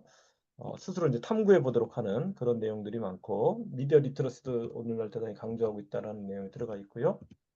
그리고 이제 실제적인 참여 기제로 학생회에서부터 청소년 위원회, 청소년 위원회와 청소년 의회가 있는데요. 어린이회 넘어가고요. 지역 청소년 위원회라고 제가 이제 그동안 번역했는데 아예 청소년 의회라고 번역하고 지역이라는 말을 붙이는 게 맞겠더라고요. 이 유스 카운슬인데 지역의 지방 의회를 다 카운슬이라고 부르거든요. 뮤니시펄 카운슬이라고 부르기 때문에 요것은 청소년 그리고 실제 장소도 거기서 이루어지고 하기 때문에 그대로 지역 청소년 의회라고 보시면 될 것 같습니다. 이것은 지방정부법에 명시된 공식 기구다. 라는 것이고 최근에는 청소년들이 직접 선거로 이 대표들을 뽑고 있다라는 것이고요. 청소년과 관련된 정책들에 대해서 예산과 정책에 대해서 심의할 수 있는 권리를 가지고 있다. 그리고 내셔널 레벨의 청소년 의회입니다. 지역 청소년 의회가 기본적으로 돌아가면서 이런 프로그램들이 이루어지고 있다라는 것이고 이거는 전에 다 설명드린 거라서 넘어가겠습니다. 주민 발의 주민투표 같은 경우도 15세 이상이면 또 일부 참여가 가능하고요. 네. 그리고 무엇보다 정치 참여를 직접 하고 있죠. 18세만 되면은. 15세면은 정당 가입이 가능하고 18세만 되면은 국회의사당 바로 앞에까지 이렇게 시위를 할 수가 있고 그리고 공직선거 때마다 청소년 선거를 모두 실시하고 있다라는 거. 꽤 많은 청소년들이 18세 이하 청소년들이 참여하고 있고 이거를 공영방송이 또 결과를 보도를 해주고 있습니다. 신문들과. 그리고 선거 때도 청소년 선거 패널, 이렇게 대통령 선거가 있다 그러면 막 각급 학교들에서 이런 선거 토론회가 아주 자주 조직됩니다. 그래서 아까 청소년 의회라든가 개별 학교 학생회 그리고 정당의 청년 조직들이 연합해가지고 공신력 있게 진행을 하고 있다라는 것이고요. 더 나아가 정당 청년 조직에서는 20, 30대 정치인들을 아주 활발하게 배출해 놓고 있다라는 것입니다. 핀란드 교육 모델의 특징 시사점도 넘어가겠습니다. 또 늘 했던 이야기니까요. 이렇게 다 넘어가고요. 이제 우리나라에 주는 함의가 이렇게 있다라는 내용인데, 요거는 앞에까지는 다 동일한 내용이고, 여기부터가 오늘 덧붙인 내용인데요. 핀란드의 민주주의 시민교육도 그것이 이루어진 배경, 역사적인 맥락들을 쭉 돌아보면 민주주의가 덴마크처럼 교육의 핵심에 들어가 있다라는 것을 알 수가 있고 핀란드의 교육은 시민교육이다 그 자체로. 그리고 전 과목이 사실은 시민교과인 거죠. 사회과만 따로 있는 게 시민교과가 아니라 사실상 전 과목이 시민교과다라는 이야기를 할 수 있고요. 아까 그룬트비가 덴마크에 있다면 핀란드는 이제 우노 시그네아이스가 핀란드 근대 교육의 아버지로 이제 불리는 분인데 반드시 그룬트비와 어떤 평민 중심의 노르딕 포크빌딩 사상의 영감을 가졌다라고 볼 수 있는지는 좀 더 연구를 해봐야 될 것 같습니다. 그런 아주 비슷한 시기에 아주 중요한 역할들을 했는데 아마 비슷한 지향들이지 않았겠는가. 이분도 또 이제 목사 출신이고 그렇거든요. 이제 그런 어떤 정신적인 지향과 함께 들어왔다고 하고 또 이분의 영향으로 루소로부터 이제 계속 이어져 오는 전통 가운데 이 직접 행함으로써 배우기의 전통이 강하잖아요. 그래서 이 수공예 핸드크래프트를 정규 교과로 이제 핀란드가 최초로 이때부터 만들었다고 하고 그것을 위한 프로그램과 워크숍을 아주 광범위하게 핀란드 도시들에서 전개했는데 그때 이미 미국과 스웨덴에서도 핀란드에 와서 그 워크숍에 참여를 하고 돌아갔다 그래요. 그러니까 어떤 면에서는 덴마크, 스웨덴과 미국으로부터 영향을 받지만 또 동시에 주고받는 이런 관계가 일부 있었다라는 걸 이해할 수가 있고 또 오늘날의 핀란드 교육에 존 듀이의 영향이 또 의외로 굉장히 깊은 영향을 미치고 있다고 하거든요. 예. 오히려 미국에서보다 핀란드에 존 듀이의 영향이 더 많이 남아 있다고 하더라고요. 이런 모습들도 우리가 조금 더 탐구해 볼 만한 그런 지점입니다. 아까 이제 19세기 노르딕 포크빌딩과 핀란드의 시비스투스는 거의 같은 개념이다라고 설명을 드렸고 특히 핀란드는 20세기에 어려운 정치사를 거쳤는데 독립과 내전, 전쟁 이런 걸 거치는 과정에 네이션 빌딩이 필요했던 것이고 이 과업과 시민교육의 과업 그리고 민주주의를 진전시키는 과업이 모두 동시적으로 수행이 되었다. 그리고 그 아주 바탕에는 빌딩의 개념, 시비스투스의 개념과 원리 그리고 운동이 자리 잡고 있었다는 것을 좀 눈여겨볼 필요가 있는 것 같습니다. 오늘날 핀란드는 이제 북유럽의 포용적 민주주의 모습을 닮아 있고요. 그리고 60년대부터 보편적 복지국가로 나아가면서 교육개혁을 이루어냈다라는 지점. 그리고 80년대, 90년대 이후에 복지국가의 이제 개혁과 혁신적 재구성의 논의를 이제 해오고 있는 과정이다. 이 과정에 이제 신자유주의의 영향도 거세게 있고요. 동시에 지금 메타모더니즘과 포크빌딩 3.0의 요구도 내재적으로 있는 것이죠. 이 사이에 아직 그 방향을 둘러싼 경합이 계속되고 있다라고 보입니다. 오늘날 이런 부분들도 좀 이해할 필요가 있겠습니다. 핀란드의 청소년 참여와 시민교육, 정치교육의 측면에서 조금 짚어볼 것은 말씀드린 것처럼 모든 교과서가 시민교과이고 국가과정의 목표 자체가 좋은 시민을, 빌둥을 갖춘 시민을 길러내는 것으로 지금도 설정이 되어 있다는 것, 그리고 통합적, 실용적 가치 기반의 접근을 하고 있다는 것, 그리고 미디어 리터러시가 상당히 강조되고 있는데 최근에 뭐 가짜 뉴스라든가 우파 포퓰리즘이라는 이런 맥락에서요. 최근에는 AI 리터러시라는 개념들도 이제 제기가 되고 있고 이 분야도 유럽에서 가장 지금 앞서 있다고는 합니다. 그리고 다중 역량을 강조를 하고 있고요. 아까 학생 청소년 참여 채널이 21세기 들어서 꾸준히 늘고 있고 또 다변화되고 있는 추세입니다. 그리고 청소년 참정권은 높은 수준에 보장이 되고 있다. 그러나 이제 최근에 핀란드도 역시 변화의 과정이 있고 위기와 도전이 있기 때문에 그걸 좀 짚어본다면 핀란드 시민교육이 다소간 아직도 지식 중심, 지식 전달 중심인 경향이 강하다. 이 분야에서는 가장 높은 점수가 나오는데 수행 중심, 실천 중심에서는 평균을 조금 상회하는 수준에서 멈춰 있다. 이 부분에 조금 핀란드가 앞으로 좀 더 역점을 둬야 되는 과제가 있는 게 아니냐라는 논의가 있고요. 두 번째는 청소년 참여 기제들이 많이 갖추어져 있지만 형식적인 대표의 기제인지 아니면 실질적인 참여와 의사결정에 대한 영향력을 행사하는 수준까지 가 있는지 이 사이에 대해서 조금 더 좀 적극적인 그런 어떤 노력이 필요하다. 그다음 세 번째, 핀란드를 비롯한 북유럽 국가들은 의회라든가 정당 또 미디어를 중심으로 한 강한 대의제 민주주의를 지금도 운영하고 있고 공적인 대표 기구에 대한 높은 제도적 신뢰를 자랑하고 있는데 그럼에도 불구하고 21세기 들어 아래로부터의 직접 민주주의, 참여 민주주의, 수기 민주주의에 기반한 시민 참여 요구가 거세게 제기되고는 있는 상황이고 이것을 이제 정책 결정자들도 인식을 하면서 다이내믹이 전개되고 있는 상황이다. 네 번째, 말씀드린 것처럼 신자유주의의 영향이 30년 동안 지속되다 보니 그 방향의 복지국가 계획이 꾸준히 일어나고 있으면서 방금 말씀드린 좋은 인프라라든가 정책적인 기반들이 점차 침식되거나 변형되는 사례가 자주 관찰이 된다라는 것이고 교육 분야가 핀란드의 경우에 학교 교육은 거의 건드리지 않았는데 2010년대 이후에는 여기도 무풍지대가 더 이상 아닌 시대가 되었고 지금 집권한 정부도 상당히 강력하게 예산 삭감을 주도를 하면서 교육과 대학까지 타격을 좀 받은 상태고요. 아까 시민교육센터들도 마찬가지입니다. 그래서 이 부분에 대한 고민이 상당히 좀 깊게 있는데 이것에 대항할 만한 삼인주의적 또는 평등주의에 기반한 복지국가의 혁신과 재구성의 담론이 아직 정확하게 좀 상이 좀 안 보이는 상황 시대인 것 같아요. 이 부분은 유럽 전체의 숙제인 것 같습니다. 그리고 이제 극우 포퓰리즘의 부상은 뭐 여기도 여전한 현상이고요. 정치 양극화도 좀 늘고 있는 상황이죠. 특히 이제 극우 포퓰리즘이 한 2당 정도로 지금 정권에 가입, 연정에 참여하고 있는 상태인데 다만 최근에 지자체 선거, 유럽연합 선거에서는 참패를 하기도 했어요. 이런 거는 조금 지켜봐야 될 열린 의제인 것 같습니다. 전반적으로 저희가 시대를 좀 이렇게 통시적으로도 좀 봐야 되고요. 유럽 국가, 북유럽 국가들 사이에도 좀 비교적 관점에서도 좀 봐야 되고 한 국가 안에서도 또 안팎으로 비교적인 관점이 필요합니다. 영역마다 좀 다르고 시대마다 또 다르거든요. 그리고 북유럽 국가들도 무엇보다 고정된 정태적 상태에 있지 않다.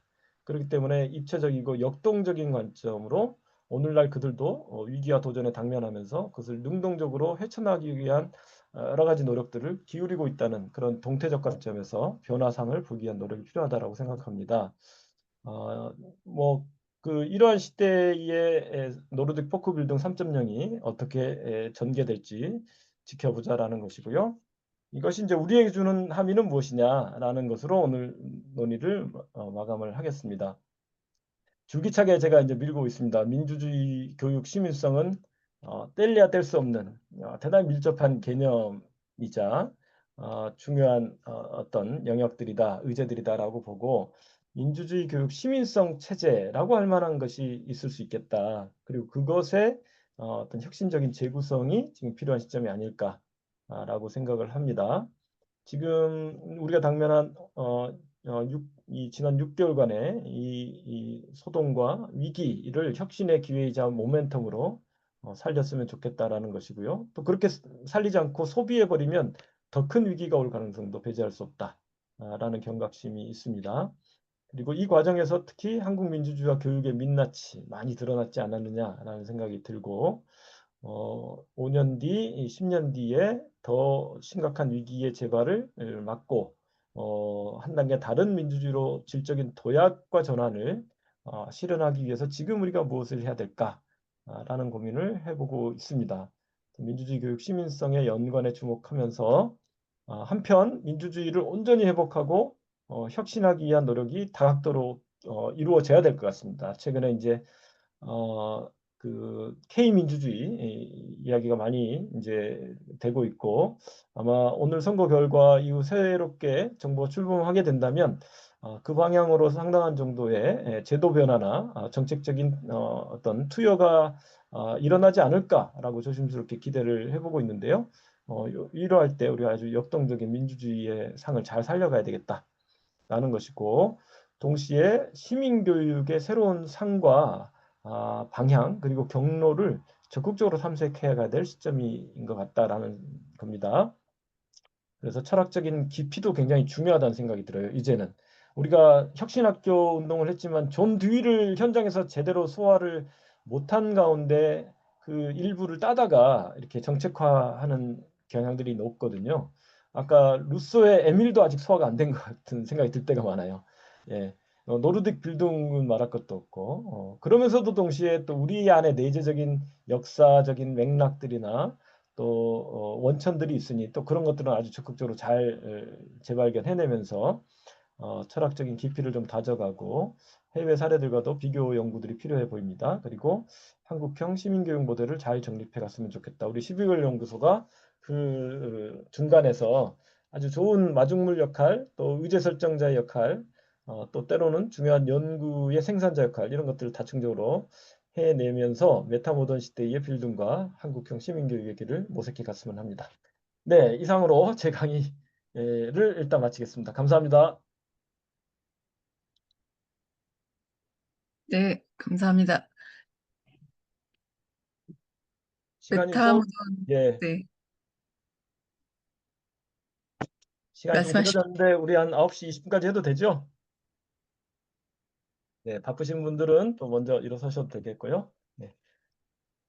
그러면 선생님들, 우리 윤영 선생님께서 진행해 주실 것 같습니다. 네.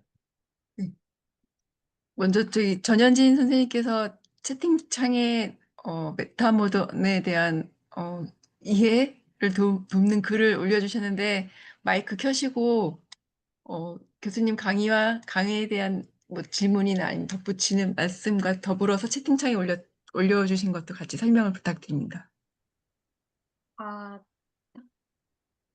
메타모더니즘을 설명을 듣다 보니 현 시점에서의 우리 교육에서의 고민이 조금 납득이 돼가지고 그러니까 제가 이해하기에 그 진자해추라고 하는 것이 한쪽 극단으로 갔을 때 그 피로감 때문에 반대쪽 극단으로의 이동 을 이제 좀 지향하고 그쪽으로 가고 싶은 그런 움직임이라는 생각이 들어서 이게 만약에 우리 학교나 교실 그리고 빌딩에 적용이 된다면 어떻게 이 모더니즘, 포스트 모더니즘, 메타 모더니즘을 이해해 볼까를 한번 그냥 그 제 생각을 한번 정리를 해봤는데, 그러니까 모더니즘의 빌딩이나 교육이라면 답이 정해져 있고 합리적 이성을 추구하고 형식에 치우친 그런 교육을 이제 다루는 것이었다면, 그리고 완전히 세계관도 완전히 정형화된 뉴턴의 그 고전 역학의 세계관인 거죠.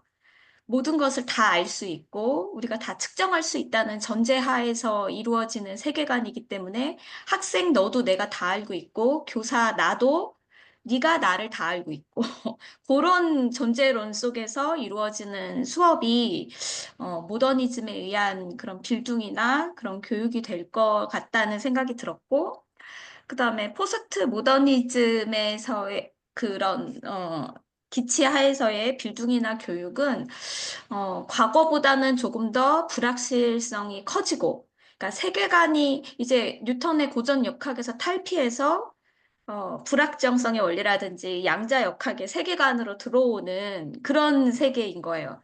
내가 어떤 특정한 지점에서의 속도를 정확히 측정할 수 없다인 거잖아요.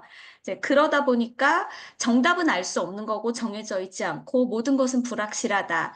이런 전제 하에서 이제 학생과 교사의 만남이 이루어지다 보니까 존재 자체가 정해져 있지 않은 채로 이루어지는 거예요. 상호작용이 이루어지다 보니까 서로 관계를 맺다가 보면서 상대방의 존재를 인식하게 되는 그런 상호작용을 하게 될 거예요. 네, 그러다 보니까는 교육에서의 방향성이라든지 도달점이 두루뭉실하고 불확실해지고 어디로 갈지 모르는 그런 교육이 아마 이루어지게 될 거예요. 그러니까 이걸 만약에 비유를 한다면 모더니즘적인 교육이라면 정규 제도권의 학교라고 생각을 해볼 수 있을 것 같고 포스트 모더니즘에 기반한 교육이라고 하면 대안교육의 그런 흐름이 되지 않을까 이렇게 생각이 드는데 그런데 이제 그런 메타 모더니즘적인 그런 부분에서 어떤 양극단으로 왔기 때문에 거기에서 이제 반동적인 움직임으로 메타 모더니즘의 그런 방향을 만약에 추구하게 된다면 지금 굉장히 피로도가 굉장히 극에 달한 것이 불확실성이라는 생각이 들거든요. 그러니까 조금이라도 과거와 같은 모더니즘에 정형화되고 정해져 있는 답을 정해놓자는 건 아니지만 두루뭉실한 테두리라도 정해놓고 그런 분방함이나 자유로움이나 다원성은 인정해 가자. 요런 쪽이 메타 모더니즘에서 추구하는 빌딩이나 그런 교육이 되지 않을까 이렇게 생각을 해 보았습니다. 네, 아주 네, 교수님의 답변. 답변이 필요한 건 아니죠? 네, 그냥 교수님 네, 강의를 들으면서 이렇게 네, 생각이 좀 확장이 됐고 좀 네, 나누고 네, 네. 싶었어요. 뭔가 네, 아마 그 느낌적인 느낌은 어떤 거냐면 약간 반갑다 이런 느낌이에요. 그죠?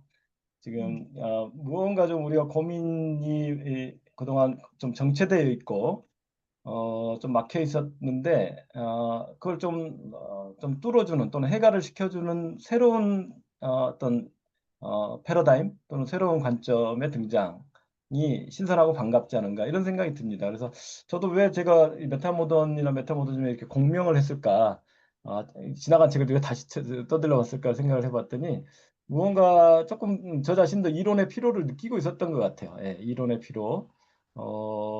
또 그것이 이제 또 실제에도 영향을 미치기 때문에 민주주의의 피로까지도 연결이 되고 있는데 여기에 대해서 뭐랄까요, 딱 부러지게 답변이나 대안을 내놓지 못하고 있었던 나 자신을 비롯한 그런 상황성이 있었던 것 같고 그 너머를 뭔가 봐야 되는데 라는 고민이 계속 있었는데 메타모던과 메타모더니즘 그리고 포크빌딩 3.0이 그런 어떤 하나의 가능성을 보여주는 듯해서 일단 반가웠고 그리고 조금 더 이제 탐구해 봐야 되겠다라는 의욕이 나왔던 것 같습니다. 네, 아직 이게 대안이다, 이게 정답이다라고까지는 제가 아직 주장하긴 이런 단계인 것 같고요. 조금 더 탐색을 해봐야 될 것 같습니다. 네, 저는 그 전현진 선생님의 말씀을 들으면서 저희가 12월 연구소에서 그 장수명 교수님과 빌딩 세미나를 계속 하고 있었잖아요. 거기에 이제 윤리학에 관련된 어, 저서들을 아리스토텔레스부터 스피노자, 헤겔까지 막 오고 있는 중인데 아까 그 말씀하신 맥락에서 그 MMO하고 어느 정도 그러니까 아주 정해져 있지는 않지만 어느 정도의 그 어, 진자 사이를 왔다 갔다 하는 그 중간 사이에서 어떤 기준을 찾는다고 하면 그 기준이라는 것이 결국은 그런 윤리학적인 측면이 그 기준이 되어야 되는 건 아닐까라는 또 연결선상에서 뭔가 네, 떠오르는 것들이 있었습니다. 네. 네, 아마 음, 어, 메타모더니즘에서는 윤리를 강조하는 것 같습니다. 예, 에티컬한 그 층이 중간적 층이잖아요. 예, 지금 어떻게 보면은 뭐랄까요, 굉장히 형이상학적인 층위와 뭐 또 다른 층위로 이제 우리가 가볼 수가 있는데 그 중간적인 지점에서의 어떤 윤리적인 층위에 대해서 메타모더니즘은 조금 더 강조를 하지 않은가 싶습니다. 네. 저희 정혜진 교수님이 계신 네, 정해진 것이 없는 제가 농담으로 시작하는데 지난 주말에 뭐죠? 톰 크루즈 나오는 영화 미션 임파서블 영화를 보는데 맨 마지막에 던져주는 메시지가 정해진 것이 없다라는 메시지로 끝났거든요. 이제 그 사이에서 어떤 선택을 하느냐가 우리의 미래를 만들어간다, 결정짓는다는 그 안에서 조금 더 지금 말씀하신 윤리학적인 그런 측면에서의 선택들이 그냥 열려져 있는 미래보다는 조금 더 지속 가능하고 함께 살아갈 수 있는 그런 미래로 나아갈 수 있는 방향이지 않을까라는 맥락과도 또 연결되는 것 같기도 합니다. 네. 혹시 또 다른 네, 분들 덧붙일 말씀이나 아니면은 또 추가적인 질문 이런 것들이 있으면 같이 나눠주십시오. 이름을 거명을 하셨으니까 정혜진 교수님 한 말씀 하시는 게 좋을 것 같습니다. 네. 네. 제가 어릴 때부터 이름 때문에 그런 적이 많이 있는데, 뭐 정해진 규칙에 따라 뭘 한다, 뭐 이런 거. 네. 뭐 다른 거는 그런데 제가 이 메타모던 관련된 얘기들을 들으면서 이제 덴마크 현장 교육을 볼 때 제가 이렇게, 이거 되게 의미 있다, 이렇게 생각했던 게 이 메타모던 개념하고 잘 연결된다고 생각했던 게 뭐냐면, 덴마크의 프리스콜레라고 하는, 그러니까 우리나라로 치자면 대안교육에 해당하는 초중 학교가 있는데요. 학교 중에 한 곳에서 자기네 학교의 어떤 교육 철학, 우린 어떤 원칙들을 가지고 교육을 한다, 이런 거를 이렇게 올려놨는데, 그 내용을 보면 그야말로 완전한 전통 교육과 완전한 현대 이상의 교육을 어떻게 융합시킬 수 있는지를 되게 잘 보여주는 그런 게 있어요. 그래서 그거를 보면서 얘네들은 이미 하나 더 나갔구나. 예를 들면 우리나라 같은 경우에는 대안학교에서 공부시키면은 대안학교 때 왜 공부하냐라든지, 뭐 혁신학교에서도 심지어 그런 식의 논의들이 있거든요. 그런데 이제 그게 아니라는 거죠. 그러니까 더 제대로 공부하고 더 열심히 전통적으로 글씨 쓰는 법을 배우고, 그러는 동시에 어떤 날은 굉장히 즐겁게 놀고 노래하면서 배우고, 이 모든 걸 우리 함께 한다, 이런 이야기를 써 있는 학교가 있어요. 그래서 이 사람들은 이미 우리가 생각하는 뭐 진보냐 보수냐를 넘어서 이거를 같이 가져가는구나. 교육에서 한 사람의 성장에 필요한 것이라면 같이 가져가고 있구나. 이제 이렇게 생각했던 지점이 있는데, 그게 바로 이런 메타모던의 개념에서 저희가 생각해 볼 수 있는 지점인 것 같고, 아마도 포크빌딩 3.0에서는 그런 방식으로 좀 얘기를 할 수도 있지 않을까. 그래서 뭐 교사와 학생이 평등한 건 좋은데, 아까 윤리적인 측면은 이제 말씀하신 것처럼, 그럼에도 불구하고 우리가 공동으로 같이 공유해야 하는 보편적인 어떤 윤리라는 것은 분명히 있다라는 게 인류가 가지고 있는 어떤 생각이잖아요. 그러니까 그것을 어떻게 같이 공유하면서도 개인들을 자유롭게 할 것인가. 이제 이런 문제들하고도 연결해서 생각해 볼 수 있을 것 같습니다. 이 정도로 저는 말씀드릴게요. 네. 네, 감사합니다. 덴마크 프리스콜레 사례를 좀 다음에 한번 네, 같이 제가 보고 끝나면 싶네요. 자료로 네, 네, 공유 드리겠습니다. 네, 같이 한번 보면 참 좋을 것 같고요. 네. 그러니까 둘 다이면서 둘 다 아닌 이런 아까 것들이, 그러니까 우리의 상상력과 인식론의 지평을 넓혀주는 것이죠. 그동안은 기냐 아니냐 이런 질문 구도가 이제 저기 모더니즘의 논의 구도였다면, 어, 뭐 포스트 모더니즘은 그것을 해체하고자 또 부단히 노력을 했고, 기면서 아닌 뭐 이런 식으로 이제 포스트 모더니즘 같다면, 지금은 둘 다이면서 둘 다 아닌 이런 식으로 설명하는 게 메타 모더니즘인 것 같아요. 그래서 그런 부분들이, 그러나 실제로 구체적으로 교육 현장이나 어떤 수행의 과정에서는 어떤 식으로 드러날 수 있는 것인지, 구현될 수 있는 것인지, 이 부분의 연결고리가 참 궁금한데, 사례들이 있다면 혹시 좀 생생하지 않겠나, 예, 그런 생각이 좀 들었습니다. 네, 감사합니다. 네, 그 사이에 채팅창에 이하나님과 박정현님 네, 글 올려주셨는데 혹시 마이크 켜고 말씀 같이 나눠주시면 좋겠습니다. 이하나님 혹시 마이크 켜고 말씀 해주실 수 있을까요? 네.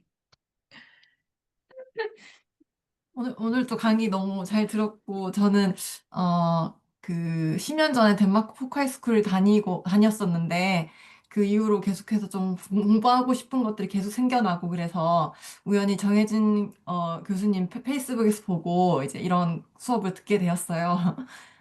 그리고 오늘 이제 청소년의 이제 시민 교육, 그 정치적인 참여, 이런 것들, 덴마크뿐만이 아니라 저도 이제 이 북유럽 전반에 어떻게 그렇게 그런 문화들이 형성될 수 있었을까 이런 게 항상 좀 궁금했었고 그랬는데 오늘 교수님 얘기 들으면서 아 이렇게 역사를 가지고 이런 깊은 철학을 가지고 이렇게 발전시켜 왔었으니까 그런 장면이 내 눈앞에서 펼쳐질 수 있었구나.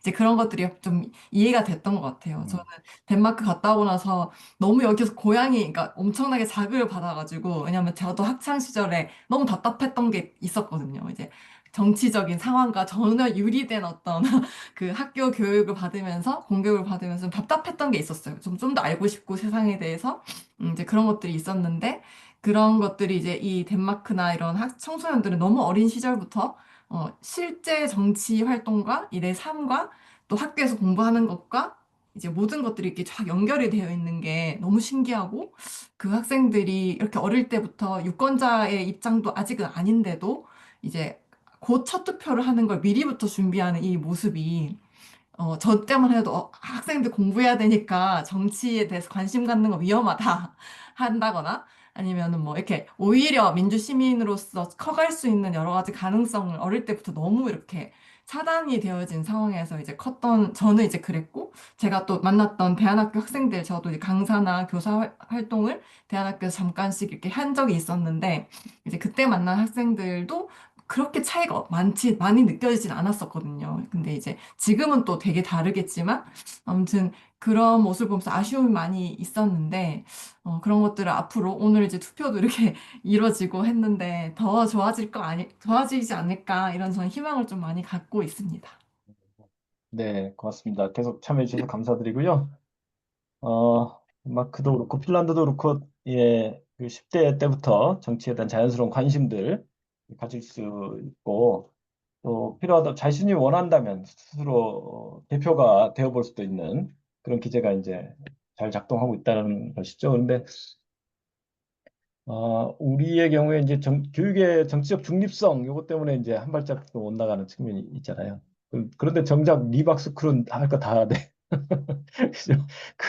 정말 중립적이어야 될 어린 아이들 돌봄 학교에서는 어, 보이테스바 합의가 하지 말라는 강제주와 금지의 원칙을 위반하고 예, 이제 그런 방식, 그러니까 참 이 불균형이 너무 심각한 거죠. 어떤 면에서 정작 이제 제대로 이렇게 성인 세계로 우리가 안내를 해줘야 될 고등학생 정도의 나이대에는 철저하게 그를 금지시키거나 차단하고 지금 이런 영리적인 현상이 굉장히 있어서 글쎄요, 이제 정부가 바뀌고 이번에 뭐 이재명 후보 같은 경우에 교사 참정권까지도 이제 보장하겠다. 교사 정책기본권까지도 의제화는 됐는데 실제로는 어떻게 될지, 그다음에 그것이 제도화가 되거나 정책화되는 과정에 공적인 논의 지형이 어떨지 만만치 않은 아마 뭐 저항이나 비난, 개입 뭐 이런 것들이 계속 일어날 것이기 때문에 사실 그 후보의 말 한마디를 믿고 제도화가 될 거라고 기대하는 거는 아까 이제 포스트 모더니스트들이 말하기 좀 순진함이죠, 그죠? 예, 우리 순진함일 수 있는데 그 고민이 좀 많이 됩니다. 그 부분이 실제 제도화되고 또 현장에서 안착이 될 때는 또 어떤 양상이 될지 지금 이제 뭐 청소년 참정권도 18세 참정권과 선거권과 피선거권까지 됐지만 현장에서는 전혀 아무런 영향이 없잖아요. 네, 오히려 더 시민교육, 정치교육이 어려워졌다는 이야기도 들리는 그런 상황이어서 그런 여러 가지 쟁점들이 좀 남아 있지 않은가 라는 생각이 좀 듭니다. 제가 이번에 이거 자료 찾다가 보는데 지금 현 정부가 2023년에 들어섰는데 그해 예산을 뭐 그해 그 다음에 엄청 깎았거든요. 그리고 이제 교육은 어지간하면 안 건드린다는 합의가 있는데도 불구하고 뭐 대학교, 고등학교까지 다 깎고 막 해서 그 해에 헬싱키 대학교 학생들이 본관을 점거 농성을 막 하고 그랬단 말이에요. 그런데 흥미롭게도 그 같은 시기에 고등학생들이 헬싱키에 있는 깔리오 고등학교를 점거했더라고요. 그러니까 정치 참여나 시민 참여라고 하는 그 수위가 우리가 생각하는 것과 질적으로 다른 거죠. 우리는 상상할 수 없죠. 그런 거는 정말. 그냥 투표, 뭐, 아까 청소년 선거 이런 정도도 우리는 이제 벌벌 떠는 수준이고 그런 수업을 어떻게 하나 정도에서 멈춰 있다면, 어찌 보면 핀란드나 유럽의 학생들을 보면 고등학생이 우리의 대학생들 이상이죠. 어떻게 보면은 대학생들이거나 그 이상으로. 과거에 우리 대학생들은 굉장히 적극적이었지만 지금은 또 많이 좀 후퇴가 일어난 상황이고 그래서 이런 부분들이 사실 시민권의 수준입니다. 시티즌십의 보장 수준이죠. 실현 수준이기 때문에 그리고 민주주의의 어떤 수준이고 이런 부분이 있습니다. 그래서 한편 민주주의의 회복력이나 여러 면에서 우리가 아주 저력을 보여주고 있고 이것이 이제 K 디모크라시라는 명명으로 앞으로 잘 살려지기를 바라는 마음이 있는 동시에 우리의 또 현실을 아주 냉철하게 좀 진단하면서 실제적인 문제를 실제적으로 개선하는 데에 우리가 좀 에너지를 집중시켜 볼 필요도 있겠다 이런 고민이 듭니다. 네. 네, 이야기 나누는 사이에 저희 박정현 님이 질문 한 가지 또 남겨주셨는데요. 들레즈와 가타리의 이론을 메타모더니즘의 예로 이해하면 되는 걸까요? 라는 질문 남겨주셨습니다. 혹시 교수님 답변. 그렇다기보다는 들레즈와 가타리는 포스트 모더니즘의 대표적인 이제 이론가들로 인식되고 있는 것 같습니다. 그래서 뭐 포스트 모더니즘의 계열에 여러 중요한 사상가들이 있죠. 뭐 길게 거슬러 가면은 이제 니체, 하이데거로부터 많은 원천과 영감이 내려왔다고 하고 20세기 이제 후반에 이르면 뭐 푸코로부터 해서 아까 나왔던 데리다라든가 또 리차드 로띠라든가 이런 여러 아주 중요한 사상가들이 아주 그 뭐랄까요 화려한 라인업을 구축을 하고 있는 게 사실 포스트 모더니즘이죠.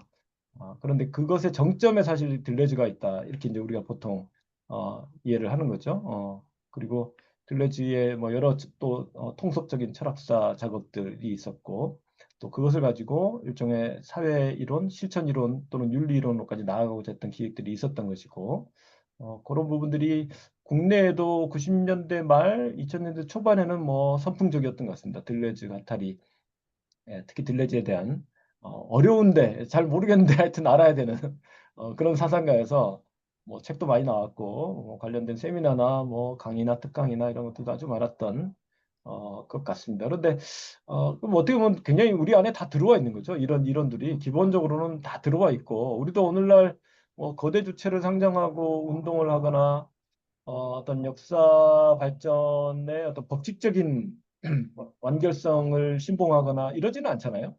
또 거대 서사에 매몰되어 있거나 이러지는 않은데 기본적으로 어떤 작은 것에 대한 관심부터 다양성에 대한 주목 뭐 이런 것들을 다 기본적으로 수용하면서 바탕에 깔고 있다고는 생각을 하는데 이제 그 다음에 그래서 so what? 그래서 어떻다는 거야? 그래서 너희는 무엇을 어떻게 바꾸었다는 거야? 바꿀 수 있다는 거야? 이 질문 앞에 포스트 모더니즘이 아까 표현한 것과 같이 다소 이론의 소진 또는 필요와 같은 현상을 노정한 측면이 있지 않느냐라는 생각은 들어요. 예.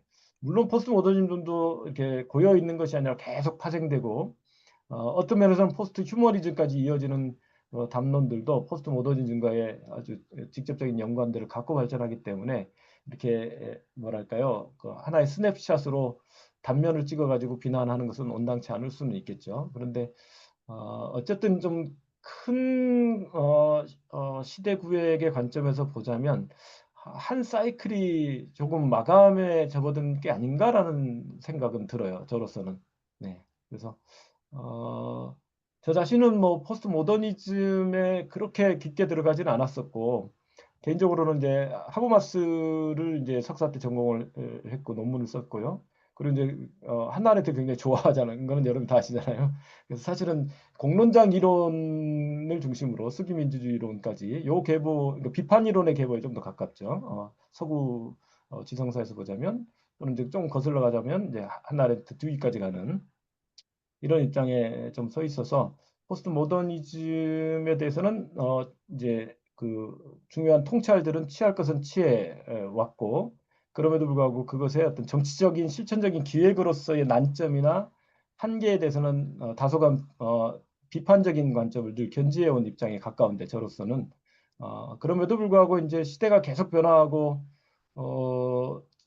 어떤 기존의 틀로 잘 해석되지 않는 현상들을 새롭게 읽어내야 되기 때문에 굉장히 이제 오픈 마인드를 가지고 최근에 포스트 휴머니즘 담론까지를 이제 공부해 오던 차입니다. 공부해 오던 차인데 지금 메타모더니즘이 그 다음 하나의 변곡점을 좀 보여주는 것 같다는 생각은 들어요. 그렇지만 아직은 모르겠습니다. 그게 정말 그 수준까지. 예, 이게 이제 이 토마스 쿤이 과학혁명의 구조에서 말하는 것 같이 거의 이 어떤 과학혁명에 비견할 만한 발전이 일어나야 사실 패러다임의 교체가 일어나는데, 모더니즘에서 포스트 모더니즘으로 이론의 교체가 일어났던 것, 그 시대와 같은 정도의 강력한 지적인 담론과 운동이 전개되고 있는가, 이런 걸 좀 따져봐야 될 것 같습니다. 다소간 좀 수색이기 때문에 전반적으로 지금 전 세계적으로 여러 부분들도 함께 고려하면서 함께 고민을 해가자는 말씀 드리고 싶네요. 네. 네. 또 질문이 또 계속 올라오네요.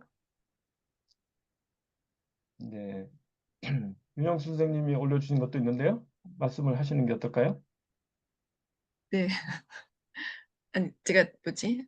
저희 요 세미나로 작년에 진행했던 시즌 1에서 공유했던 원고 중에 브이테스 바흐합이 이대로 충분한가라는 그 2016년 자료가 있었거든요. 그래서 다시 보던 중에 거의 마지막 부분에 이제 그 브이테스 바흐합의 세 번째 원칙에 대한 수정안이 제시된 게 있었어요. 거기에 이제 보여드리는 그 채팅창에 올려드린 것처럼 학생은 정치적 문제를 분석할 능력이 있어야 한다.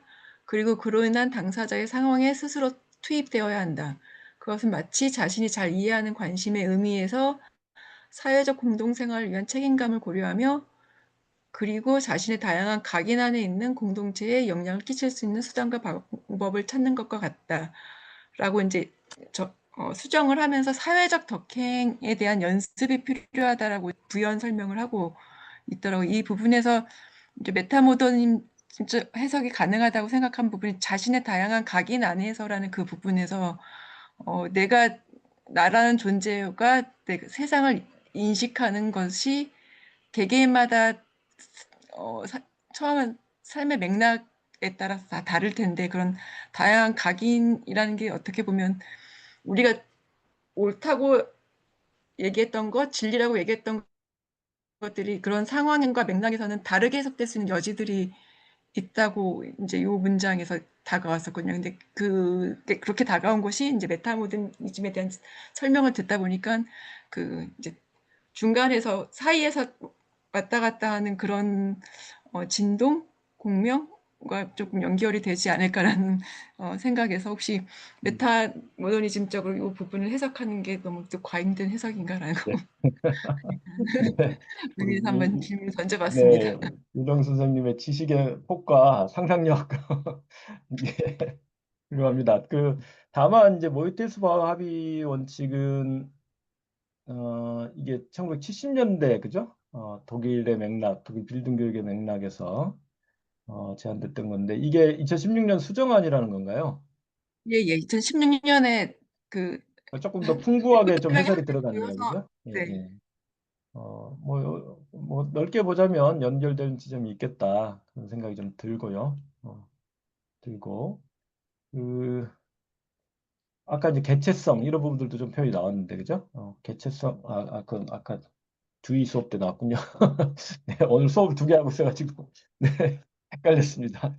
어, 그 어쨌든 한 가지 또 인상적이었던 것은 이 책 읽을 때요. 그 빌중에서 배운다 읽을 때 노르딕 포크 빌딩에서 강조하는 것, 특히 이제 3.0을 내다보면서 강조하는 것 중에 하나가 아까 이제 민족주의에 대한 조금 섬세한 해석을 좀 약점을 둔 것이 있었고, 또 하나가 자유를 이야기하는데 하나는 그때의 그 자유는 말하자면 근대 인권 선언에 표준적으로 들어가 있는 정치적인 시민적 자유라든가 경제사회 기본적 자유 이런 차원을 조금 더 들어가서 넘어서서 개인의 실존적 자유를 노르딕 빌딩은 굉장히 중시한다. 라는 표현이 있거든요. 그래서 그것은 아마 특히 이제 종교라든가 철학과도 굉장히 깊은 공명을 가지고 형성 진화해 온 노르딕 빌딩의 전통 속에서 실존적 차원의 자유에 대한 어떤 주목과 강조가 있어 왔다는 생각이 들고 그러한 자유와 또 책임의 어떤 균형적인 어떤 강조점을 또 제시하고 있는 것을 보았습니다. 그래서 그런 어떤 전반적인 자율성과 책임 또는 자유와 책임 등에 대해서도 무언가 20세기와는 또 다른 21세기 중반 이후에 또 새로운 재정립이 필요하지 않은가 이런 생각이 들어요. 조금 거시적으로 본다면 근대 시민혁명 이후에 민주주의 발전 과정에서 일정하게 우리가 합의하고 확립시켰던 자유와 평등과 연대의 기본 원리와 모델에 대한 지금 일정한 정도의 침식과 훼손과 해체가 계속 일어나는 과정이 있었다고 보고요.